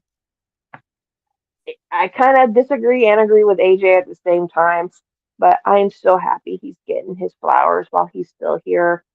Because this man, and look, I give this man a lot of shit. We don't know if he's grown as a person for some stuff he said in the past. We love our leader of the gay community, and them. I'm gonna sue WWE for emotional distress because how dare they do a video package to Creed's hire and not Right. expect the kids who grew up in the fucking Attitude Era or some shit to like start crying. I saw that shit at 5 a.m. this morning when I was getting ready for work, and I was bawling. I was like, they Like, can't do this to us. Oh, I was a you wreck. all did. I was a wreck. I was just like, no. And I thought it was cool they waited till they got to Georgia for him to put his stuff in the middle of the ring and he was able to leave with his family and, you know, um, and I'm not trying to say this to be controversial or anything, but a lot of people are saying, why is this send off mean more than Cena's? And I'm like, I think it's because we knew with AJ we were on borrowed time because we didn't know when he was gonna. We thought we were gonna get one more WrestleMania with him, Wait, but what with did you Cena we say had. about John Cena? What's the diff? What did you say? I didn't hear the I question. said, oh, sorry. I think people are saying, or like, why does AJ's retirement feel more more emotional than Cena's? And I think what that had to do with that was Cena. We knew when he was gonna end. We knew when, we knew what his last match was gonna be. We knew AJ was going to retire this year, but a lot of people were like, oh, we're at least going to get one more match with him at WrestleMania. He'll get sent off that way. We weren't expecting it in January, like right out the fucking gate, or no, February. And I think that's why it makes it a little bit more emotional because Cena we knew, but AJ we didn't. If that makes sense. He just said, yeah, 2006. Holy shit. 2026 is going to be my last year, but we didn't know when he was going to end. And then boom, the match happened at Royal Rumble, and now he's going in the Hall of Fame, which I rightfully deserve. And AJ Styles is probably, I'll say this because I'm just going to repeat what I said. Our leader of the gay community, he may have grown as a person, he may have changed as a person because everyone's like, well, he said this and this. I'm like, okay, yeah. And what have you said when you were in your 20s and stupid and not educated about the world? Like, come on. But I really do say, and y'all know I don't say this lightly, AJ Styles is probably one of the best wrestlers to ever put on a pair of boots. And I will fight anybody who says differently on that. I mean, Yeah. for me, my emotion for John Cena is always going to be different for anybody because he was my favorite. So it wasn't more emotional for me that AJ Styles was leaving. It just is emotional, and I think it's going to be like that with anybody who retires. But I think it was more for me. It's like I'm happy that he gets to retire on his own terms. He's not retiring because he has to. He's retiring because he wants to. He doesn't want to get to the point where he's wrestling and it's just embarrassing for him. And he doesn't want to be out there constantly doing this and his kids don't get to see him. And what really broke my heart, like I said before, was the story with his daughter. And he's talking about how the text messages that he got from, about him her wanting him to go with the daddy daughter dance with him, and how everybody says she's so lucky, but she's like, you guys are lucky because you get to be with him, you get to see him, and that's gotta hurt, because Yeah. this is his dream, but this is what he does to provide for his family, and while his wife does everything she can to make it easier on him, it's not easy for you as an adult when you have children that look to see you and want to be around you and want to grow up with you. So for him to be able to retire on his own prime and do his own thing, I think that's very special and I think that's very smart. I think that he's done more than most of these wrestlers have been able to do in a lifetime. He's wrestled everywhere. He's been champion everywhere. He is known throughout our community, and you're gonna see him because he wants to Mhm. help. He doesn't want to just rest on his laurels. I think he's going to take some time off, take a time off, and chill. But he's never going to be officially gone from the business. He's going to transition into the back and do some helping. He helps those girls profusely. They love him. They miss him. They already miss him. Like Charlotte was talking about how she was like, who am I going to text for my matches now? I don't know who I'm going to talk to for my matches. He helped Kaylani when she was going out there for Royal Rumble, and helped her tell her what she could do and how she could maneuver things and change up her move set a bit. I think that AJ is going to be a valuable asset to that backstage, especially if he goes into helping in the PC or just producing matches in general. I think he'd be more than valuable there. And he doesn't have to go out on a sword. He can go out on his own terms. And that's the best part. So Mhm. I'm just happy that he's able to leave and he doesn't have to do it because he's dead to rights. Yeah. I will say this though, when they were showing the people like backstage, like in the clip, like I was following this, they had Frankie Kazarian. I was like, holy shit, right? Like you're just like, wow. And then he opened the door And and Abyss Abyss was was back there, there. Yeah. and he was dressed up as Abyss, and Kazarian's like, what are you doing? Come on, we gotta go. Like that kind of shit. Mm. I marked out so hard when I saw that. I was like, oh my god. Oh. Nicole, you got anything to say about AJ and his retirement, or are you good? I think everybody covered everything. I mean, it's good for him. I'm like happy for him. Happy for him and his retirement. Happy he was able to retire the way that he did. Yeah. And hopefully be able to spend the time with his family that he wants and needs. And yeah, that's it. I think everybody pretty much hit everything else. Yeah, when you get married, don't buy your husband video games. He'll torture you with them. I just wanted to let you guys know that. My husband's birthday was I this past weekend, and he's been spoiled, spoiled, darling. I got him Resident Evil Requiem for his birthday. So he ooh. fucking tortured me with zombies for the next weekend. It's gonna be a fun time. It's gonna be a fun time. Mm. I hate zombie games. I don't like them. But I knew that that was something that he loved. He loves that game. It's one of his favorites. So I got him the game, and now he's downloading it. So he's probably gonna play it tonight, and I'm gonna have fucking nightmares. Is it already out on digital? It's gonna be out. What is it tomorrow? Friday. It comes out Friday, but they'll probably give it to you early. Midnight. Mm. He'll have it by midnight. He's gonna be That's awake. He's gonna be up oh, by then. that's pretty awesome though. I remember like Maj was getting mad because people were like he's like, don't spoil Requiem for me, and I'm like, dude, You can everyone's just talking about it.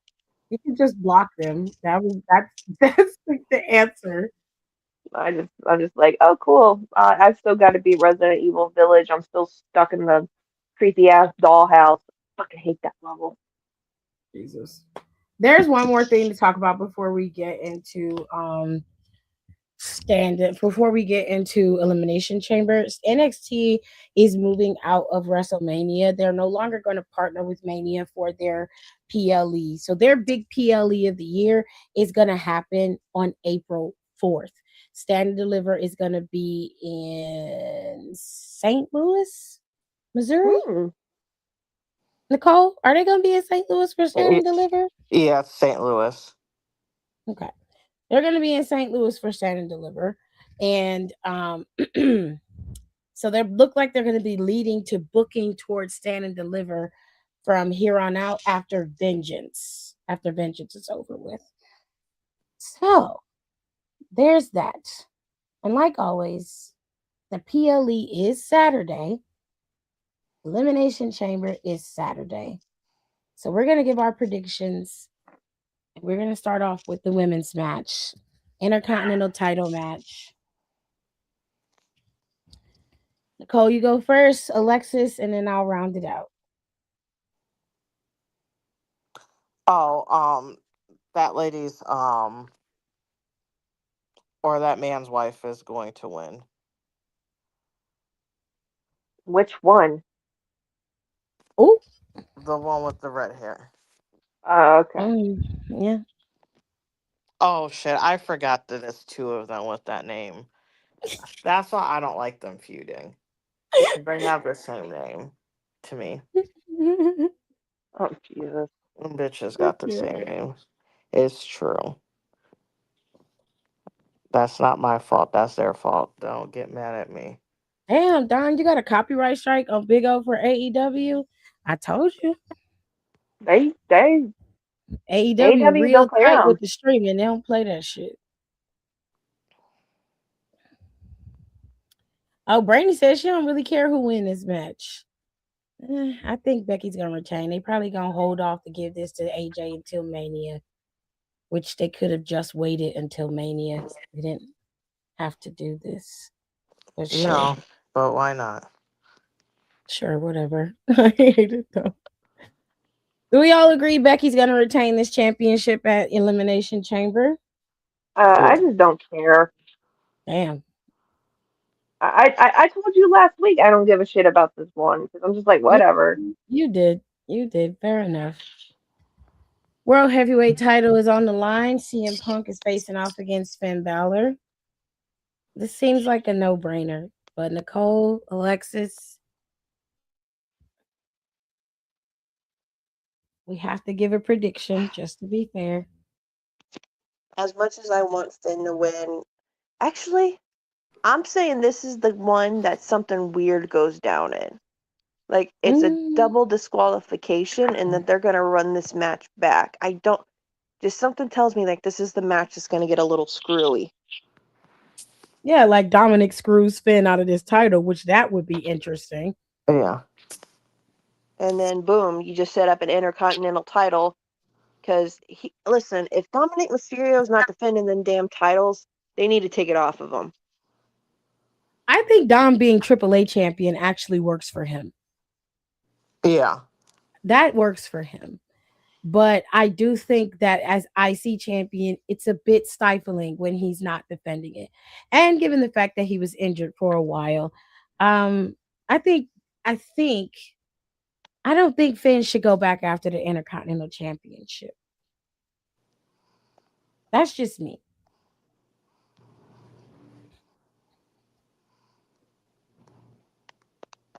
Let me see what they said in the comments. You're unsure? Personally, I think CM Punk is gonna retain this title. Don said, all I know is I could do WWE content, but I'm gonna try TNA tomorrow. Well, WWE is a little bit more lenient. A little bit more lenient. AEW is not. That's why I don't do AEW content. Not the match is pointless. I don't think it's pointless. I think this match is to reset Finn Balor. Yeah. It's to They're reset him. they're set put him back on factory settings. Yeah. Yeah. And take him out of pants and put him back in them damn trunks. I don't know if he gonna go back to trunks, I don't but I think wouldn't he's mind it. I wouldn't mind it. It's a crime against nature. All right, so we're gonna go into the matches that actually do have some longevity or some matter. These matches will determine what will happen going into WrestleMania on April 18th and 19th. So let's start off with the women. You have 6 women going into this match. 3 of them have great potential to give Jade Cargill a good run for her money. One of them is going to give her the star power she needs to give her the run for her money.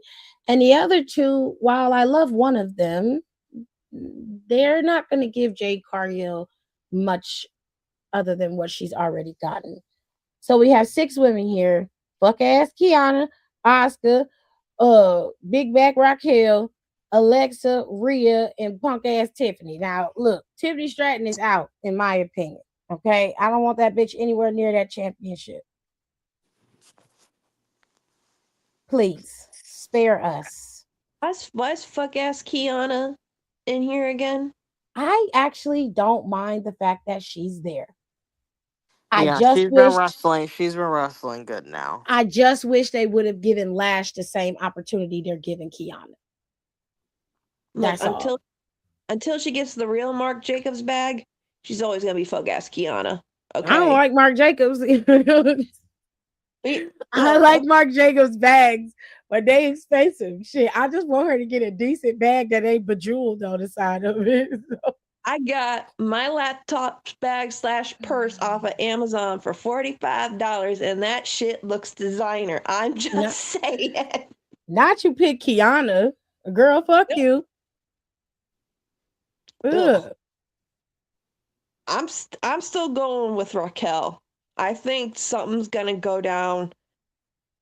Rhea doesn't need to win this. Alexa doesn't need to win this. I think Kiana's gonna get pinned first. I think it's gonna come down to Asuka and Raquel. I will be shocked if they give it to Asuka, but I don't think they're giving it. storyline wise, Raquel's the only one that works, because if Liv doesn't win and say she does, that would drive Liv over the edge. I have a real crazy thought. Okay, I want to hear it because she finna say some wild shit.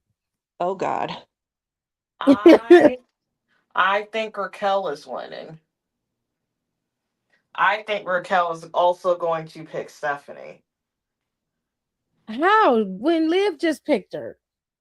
I think, and we're gonna have a triple threat match. I just have this real weird. So the original plan we laid out from the beginning, you think it still happened? Yes, they're just going about it a real stupid way. And this is the real stupid way it's about to go. Well, then who's gonna go up against Jade? They're Jordan. gonna have. Oh fuck! I I'm mean, not that's mad at it because the match will be good. The match will be excellent. I don't know what it is about Jordan, but she made Jade Cargill look like a real champion when she went up against her.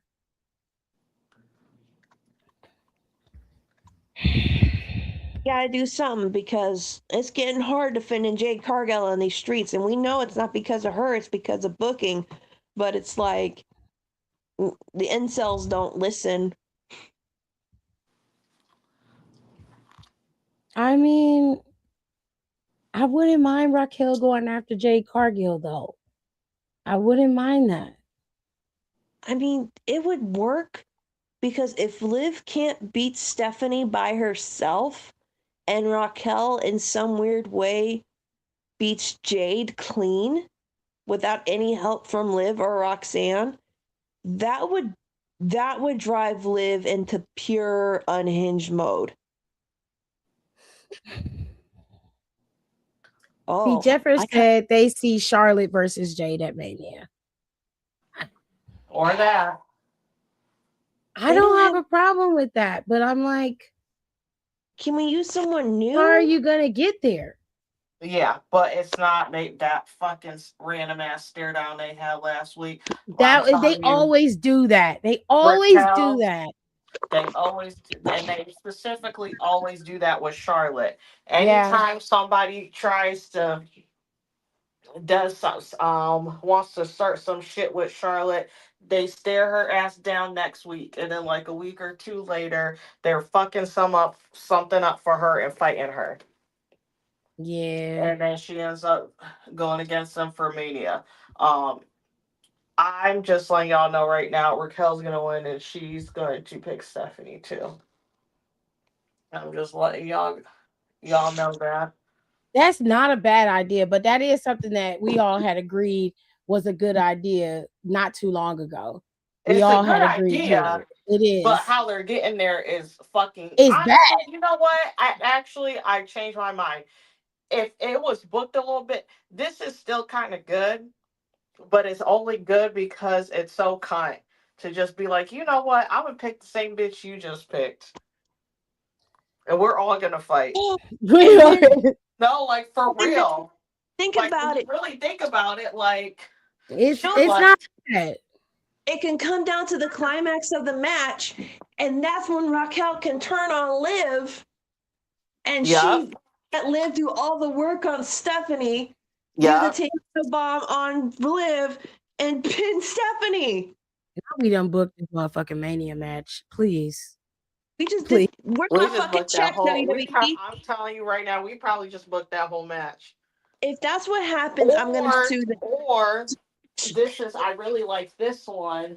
Or she Tahana bombs Liv and pins Liv. Ooh, that's no, for right, real. because That is I even think more she poetic. needs to pin Liv. She I needs to don't pin want her to Liv. pin. I don't want her. And also, I think it's better for Stephanie to not It'll need a pin. save Stephanie. It's to save Stephanie, and I don't feel like Mm-hmm. why are we don't need to save Stephanie. I You want do. to, and I am have the means to do so. So I will save Stephanie. I Oh, that's don't want her facts. getting pinned. Liv can get pinned. Liv Not by needs to somebody get she already pinned. beat. She beat Raquel already. Yeah. So So it don't, nah. and then you can circle back around that, or honestly, you can send Stephanie over to SmackDown. You could. I would trade Stephanie for Julia and get Julia on Raw. Yeah, Julia. Yeah, Julia Yeah. needs. Julia got to. Julia needs She needs a something right refresh. now. I She agree. gotta. She gotta get off SmackDown. That's not the show for her. I also think she need to go face for a little while. Yes. Just a little while. Just a little while. People gotta get to know her better. But yeah, They that's how that shit's probably gonna roll out. Honestly, No, Aaliyah, I don't think she should pin both of them. no, there's I no reason for her to pin both of them. That's stupid. It would and I be don't more. think she should pin Stephanie. And like I said, like she already Has beat to pin Raquel. Liv Pin because it's Liv. such a slap. It's a slap because Liv did all that to betrayed her to even win the Rumble. Yep. Now she lost the Rumble. She lost against who she threw out in the Rumble. Yep. And someone who's supposed to be her best friend. She low key did some dirty to her. Yep. And she's like it's a It's 1, 2, 3 punch. it And is. boom, boom, boom. You Yep. gotta look at it like that. Yep. Pretty much Finn and Dom are gonna go at it for that IC title in Mania. And so the guys are gonna be taking themselves out because JD, I don't know what JD's gonna do. He's whatever. But like His it would loyalty be is to Finn. it would If be we be so fair. poetic for Liv to think she's so high on the hog again, only to get betrayed again and go back to square zero and have to start all over again. Oh, that would be such poetic justice. And then you got, she'll come back and be like, "Oh, I thought we were sisters, right? Like sisters." And it's okay for me to be champ because, we're sisters. Roxanne got to come back, pick a side. Oh, you know what? Dom, you have Dom being so selfish and central focused on himself that he don't see what's going on around him, and all he gonna be like, "Well, I got a match, I got stuff I gotta do, leave Liv to the wayside," and she'll be right back where she started by herself. And then Liv will probably cost Dom that title because she'll be like, "Why is it so more?" Blah, blah, blah. She'll do that thing where it's like the whole, "Why are you not paying attention to me? I got a big match too." Blah blah. Like she'll do something like that. Here's what we need to watch. If Raquel wins, and I have a very strong feeling she's going to win, we need to watch between after that Raw after Elimination Chamber all the way up to WrestleMania Eve. And we need to watch how her body language and how she acts, like in her character, because this isn't Raquel as a real person, but her as her character. We need to watch her body language, how she talks to Liv, the tone that she uses, all that kind of shit. Because that's when you'll be able to be like, "Oh, this bitch is betraying her." Big as day. I don't think that Raquel needs to be the new de facto leader of Street Trash. I think she needs to be the reason why they split apart. This needs to be the reason why they begin to implode. Where it's time. We're done. We are done with this. You've got Roxanne pigeonholed in here. She could be going after that mid-card championship, really giving it the prestige it needs to be elevated. You can have Roxanne AJ at Mania. we're gonna get Becky Lynch and AJ Lee at Mania. That's what we're getting again. Yeah. I'm 1,000% sure of that. Yeah, that's gonna be it, Mania. It's fine. It's whatever. I said that like forever ago. Yeah, So, because originally we I don't thought care about it. that was just gonna be the match, but Yeah. then once they announced that Elimination Chamber was in Chi-Town, we were like, okay, this isn't gonna be just a one-off match. They're gonna do this again. For Mhm. All those- right. All Tell right. 'em So we've decided collectively that Raquel's going to be the de facto winner of Elimination Chamber. Do you have a backup? Do you have a secondary pick out of the 5? I The hate only I hate to say it, but it's Rhea. Oh Jesus. I'm going with Asuka. I'm gonna pick Bliss. I don't want it to be Rhea. I love Rhea, and I think she would give Jade Cargill a good run for her money. And that's that to me, if I'm thinking marketing, I'm thinking money. Rhea Ripley going to Mania is smart. But It's the dropping oversaturation. the titles to Lash and Nia, only for them to drop them back to the Bellas.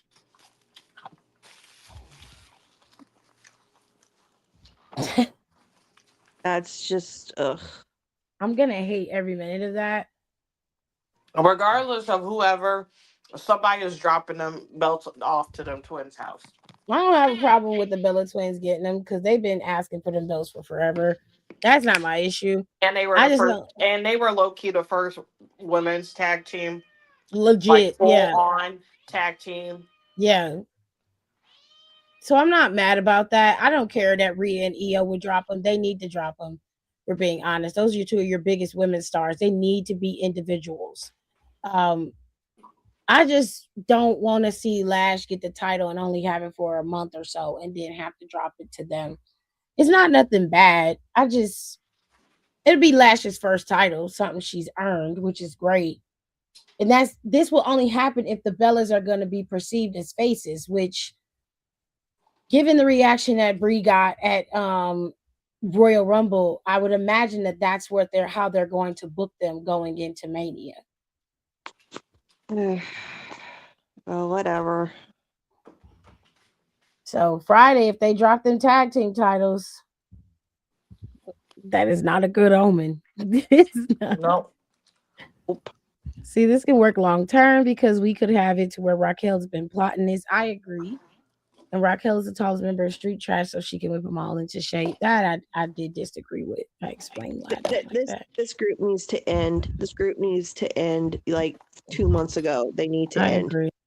Don picked Rachel or Rhea. I think it should be Raquel just for the storytelling of it. And I think Nicole's idea, like the idea of it and how she structured it, to me, is much more interesting and it makes more sense to me. I want to see that. I want to see that. Like that was tea. No, for real. I But ate that shit. Jade and Asuka did have a decent match a couple years ago. It just wouldn't make sense to me to do that. That would be a throwaway match to me. And that's no shade to Asuka, but there's nothing there. There's nothing there with them. I wouldn't give it to Asuka. I'm being 1,000% honest. I wouldn't. And I love Asuka down. I just wouldn't. I just can't. Yeah. Not with this. All right, y'all. We on the last legs of the show, I promise. And then I'll let the ladies go and they can go home and go to sleep because they got to go to work in the morning. We got the men's elimination chamber. Now, this is one of the first times that I've seen chamber where there was no big man in this match. There's no big man in this match. All right. We got 6 players here. We've got Jay, Javon, Trick, Randy, Cody, and LA Knight. Now it seems that we can X out 3 of these people right now. You want to take a guess at who those 3 can be? Jay, Randy. I wouldn't say that.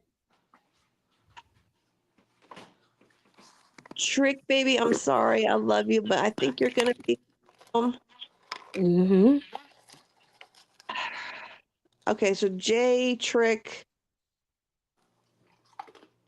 and LA Knight. I won't say LA Knight. I would say Javon Evans.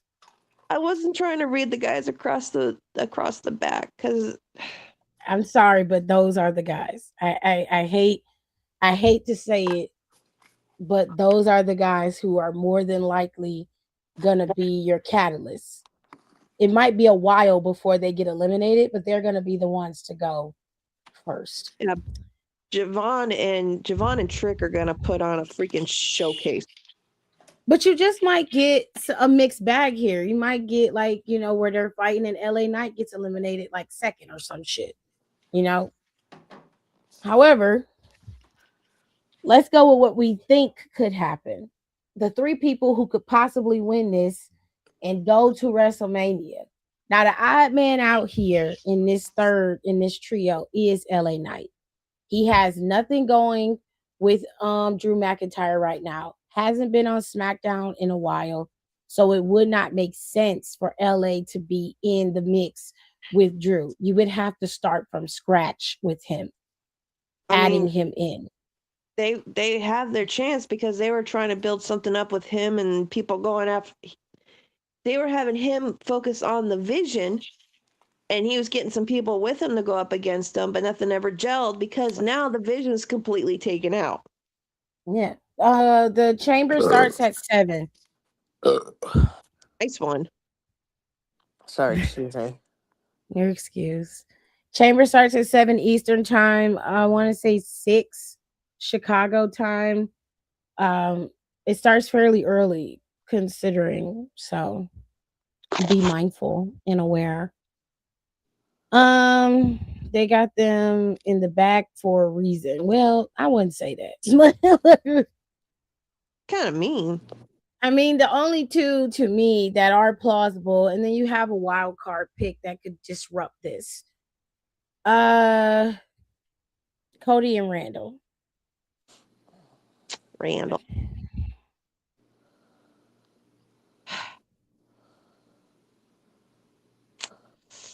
Oof.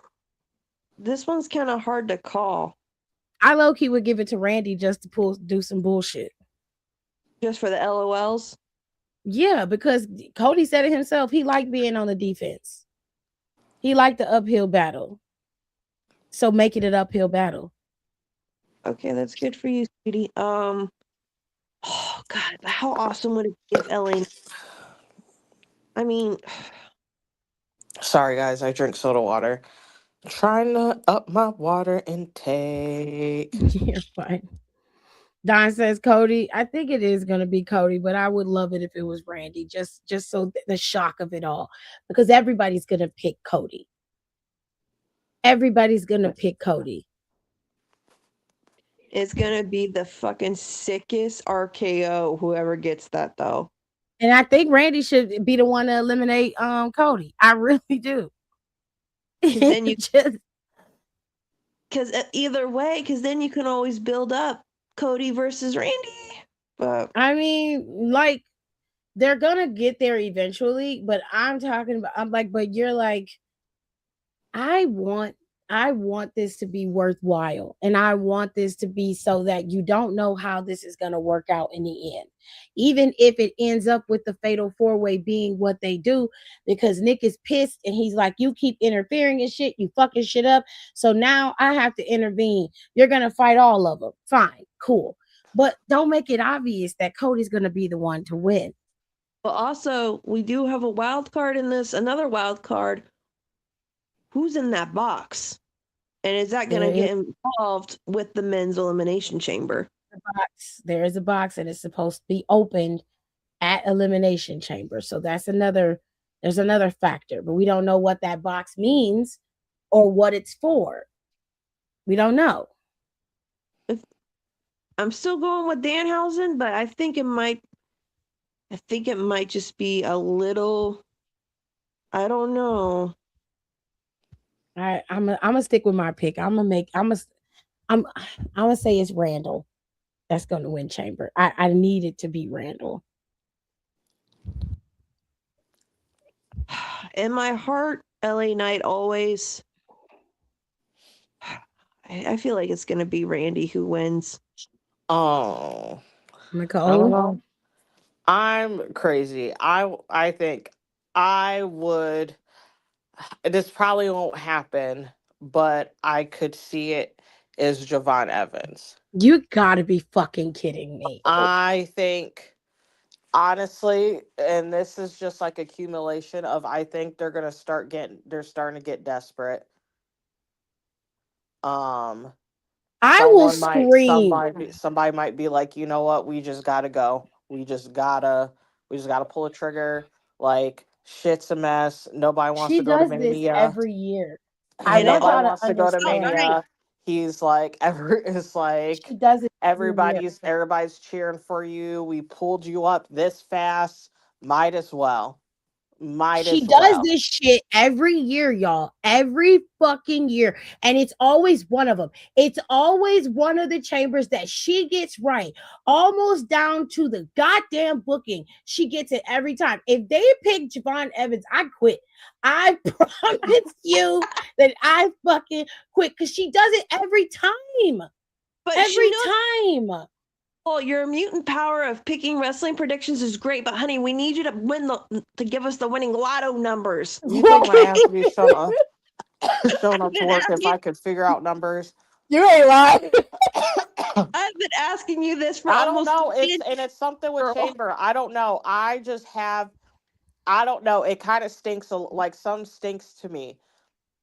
And Javon, I'm sorry, some over there is stinking over by him, and I think this might be it. I am I mean, so I know if I was back there and I was like, whoever that new dude is, who's trying to fix creative, yeah. I would have been like, you know what, it's like, fuck it, we're just Throwing shit at anything the wall. crazy, we're just gonna do at this point. He said, we just got to go for it. He said, we just got Fuck to it, we go both. for it.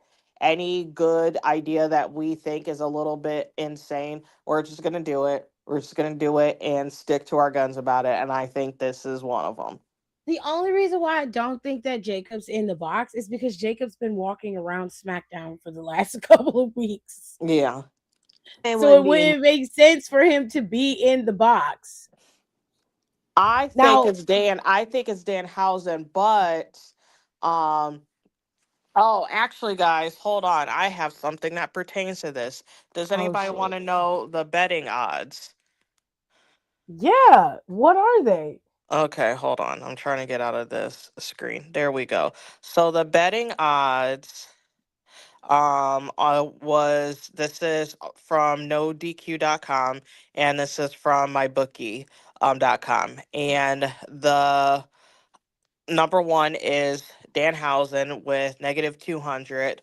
Right after that is Chris Jericho, negative 150. Bianca Belair, which this shocks me, plus 250. Pat McAfee plus 400. Soraya plus 600. And Bad Bunny plus 700. So those are your top six Bad of the Bunny betting makes sense. odds. Something which I forgot. I think I've shared you guys this stuff. There's this guy. I think I'm actually subscribed to him now on YouTube, and he does like booking predictions or how I would book this. He basically does like how I would book this storyline. Like, and I think like how I would book Seth Rollins' return, like he does shit like that, and they're always amazing. And this newest one he did was how I would book Seth Rollins' return, and then obviously the big component of his Elimination Chamber. He covers the box, and he said so how he booked it was that you have okay peer whatever the GMs open up the box, they stare at the box and they start looking at each other, and then they immediately walk off in different directions, start getting on their phone like, hey, we gotta do da da da da da, and you're like, what's going on? And then you look and it was Jericho's jacket on a Okay. stand. And I was like, ooh, that's a little tea. I was like, okay. I was like, I can't. I Why was don't like, they just I hire can't. him? He's right there on YouTube. Why don't they just go get his No, ass? that's what I said. No, he does some real good booking, and somebody does need to go pick him up. Like Hire Like, him. someone aren't they literally needs to hiring in go pick creative him right up from now? his house. Aren't they hiring though? Yeah, and you They know what the are. fun I'm about to He leave a needs to comment apply. and put a link. And put a, No, put a dead link from ass. Like, LinkedIn, you need and to I would be like apply. dead ass. I would send them your YouTube videos. No, for Like real. No, wait, because his stuff is so good. I think there was they something might just else that steal his he shit and not the pay fact him for it. like You that know is that. true, but there was something he booked and it literally I forgot what it was. I'm gonna have to find it, but it literally like actually blew my mind. the fact for And creative, the minimum you need to have is a bachelor's degree to write for WWE. And I'm like, these are people with bachelor's and master's degrees, and this is the best shit you can come up with. Well, I mean, I when you watch Unreal, you can tell why that's the case. Nobody's really saying anything except for Michael Hayes, that one dude that we always see on Unreal, and Road Dogg and fucking Triple H. They're the ones who dominate the meetings. At least that's the way they got it looking. And I know that when they had more women back there, the stories were a bit more balanced. Just saying. Been doing the Just work. saying. Respect for it. By the way, shout out to the U.S. Women's Hockey Olympic hockey U.S. Women's Olympic Hockey Team. Y'all are fuck yeah. Love them. period. Congratulations on your gold medal and congrats on your party with Flavor Flav. I hope you guys have a great time. In Vegas Yeah, with and not at makeup the White House. artists But the cool getting thing, flown out by probably Delta. Yeah. you know, Oh, it's Probably going Alaska to Air go, flying them. huh? Alaska Air's flying them out. Okay, well, whatever. You're probably in first class, so you're first class of whatever fucking airline. You're probably gonna go see Backstreet Boys. You're probably freaking Christian Siriano's probably sending you outfits. you know what Like the Ye- thing is? somebody probably called Law Roach to like pick some looks. Like um, Mm, they're having a good time. excuse me. You know what the cool thing is that the post that Flavor Flav made on Instagram, I have it saved because a lot of small companies are like, hey, we do this. If you guys want to get involved with it, let us know. And it's always like, it's either someone's probably running his Instagram for him, but it's like people like who doing Flav's Instagram, they're liking it and they're like, hey, send us a DM. And there's like a lot of small businesses, like, and a lot of small women owned businesses, wink, wink, hint, hint, nudge, nudge, that are like, hey, if you guys want some, we can send some of our product out for you guys to use. And I'm like, hell yeah. And I saved it because I'm like, ooh, there's a lot of cool like businesses in here. I'm like, okay, oh, and all women owned, cool, rad. Let me save this. When I get money, I'll hit you guys up. And it's just, oh, it's so cool. And I made a comment and might have pissed some people off, but whatever. I said Flavor Flav is what everyone thinks Snoop Dogg is when it comes to Well, the Olympics. well, And it's well, just like, we're just happy that they're able to be celebrated the way that they deserve to be celebrated, and they're gonna have a great time. And we ain't gonna have no bullshit happening. Everybody's gonna enjoy their time, and that's the way it should be. You should be celebrated for having a major accomplishment that you worked your whole life for. With that being said, ladies and gentlemen, we have given you our predictions. We have talked about wrestling, and now I'm going to let the ladies go and do whatever it is they need to do. Okay. I will finish out the show today. We're going to do SPC chat like we always do. Oh my Okay. gosh. I'm out.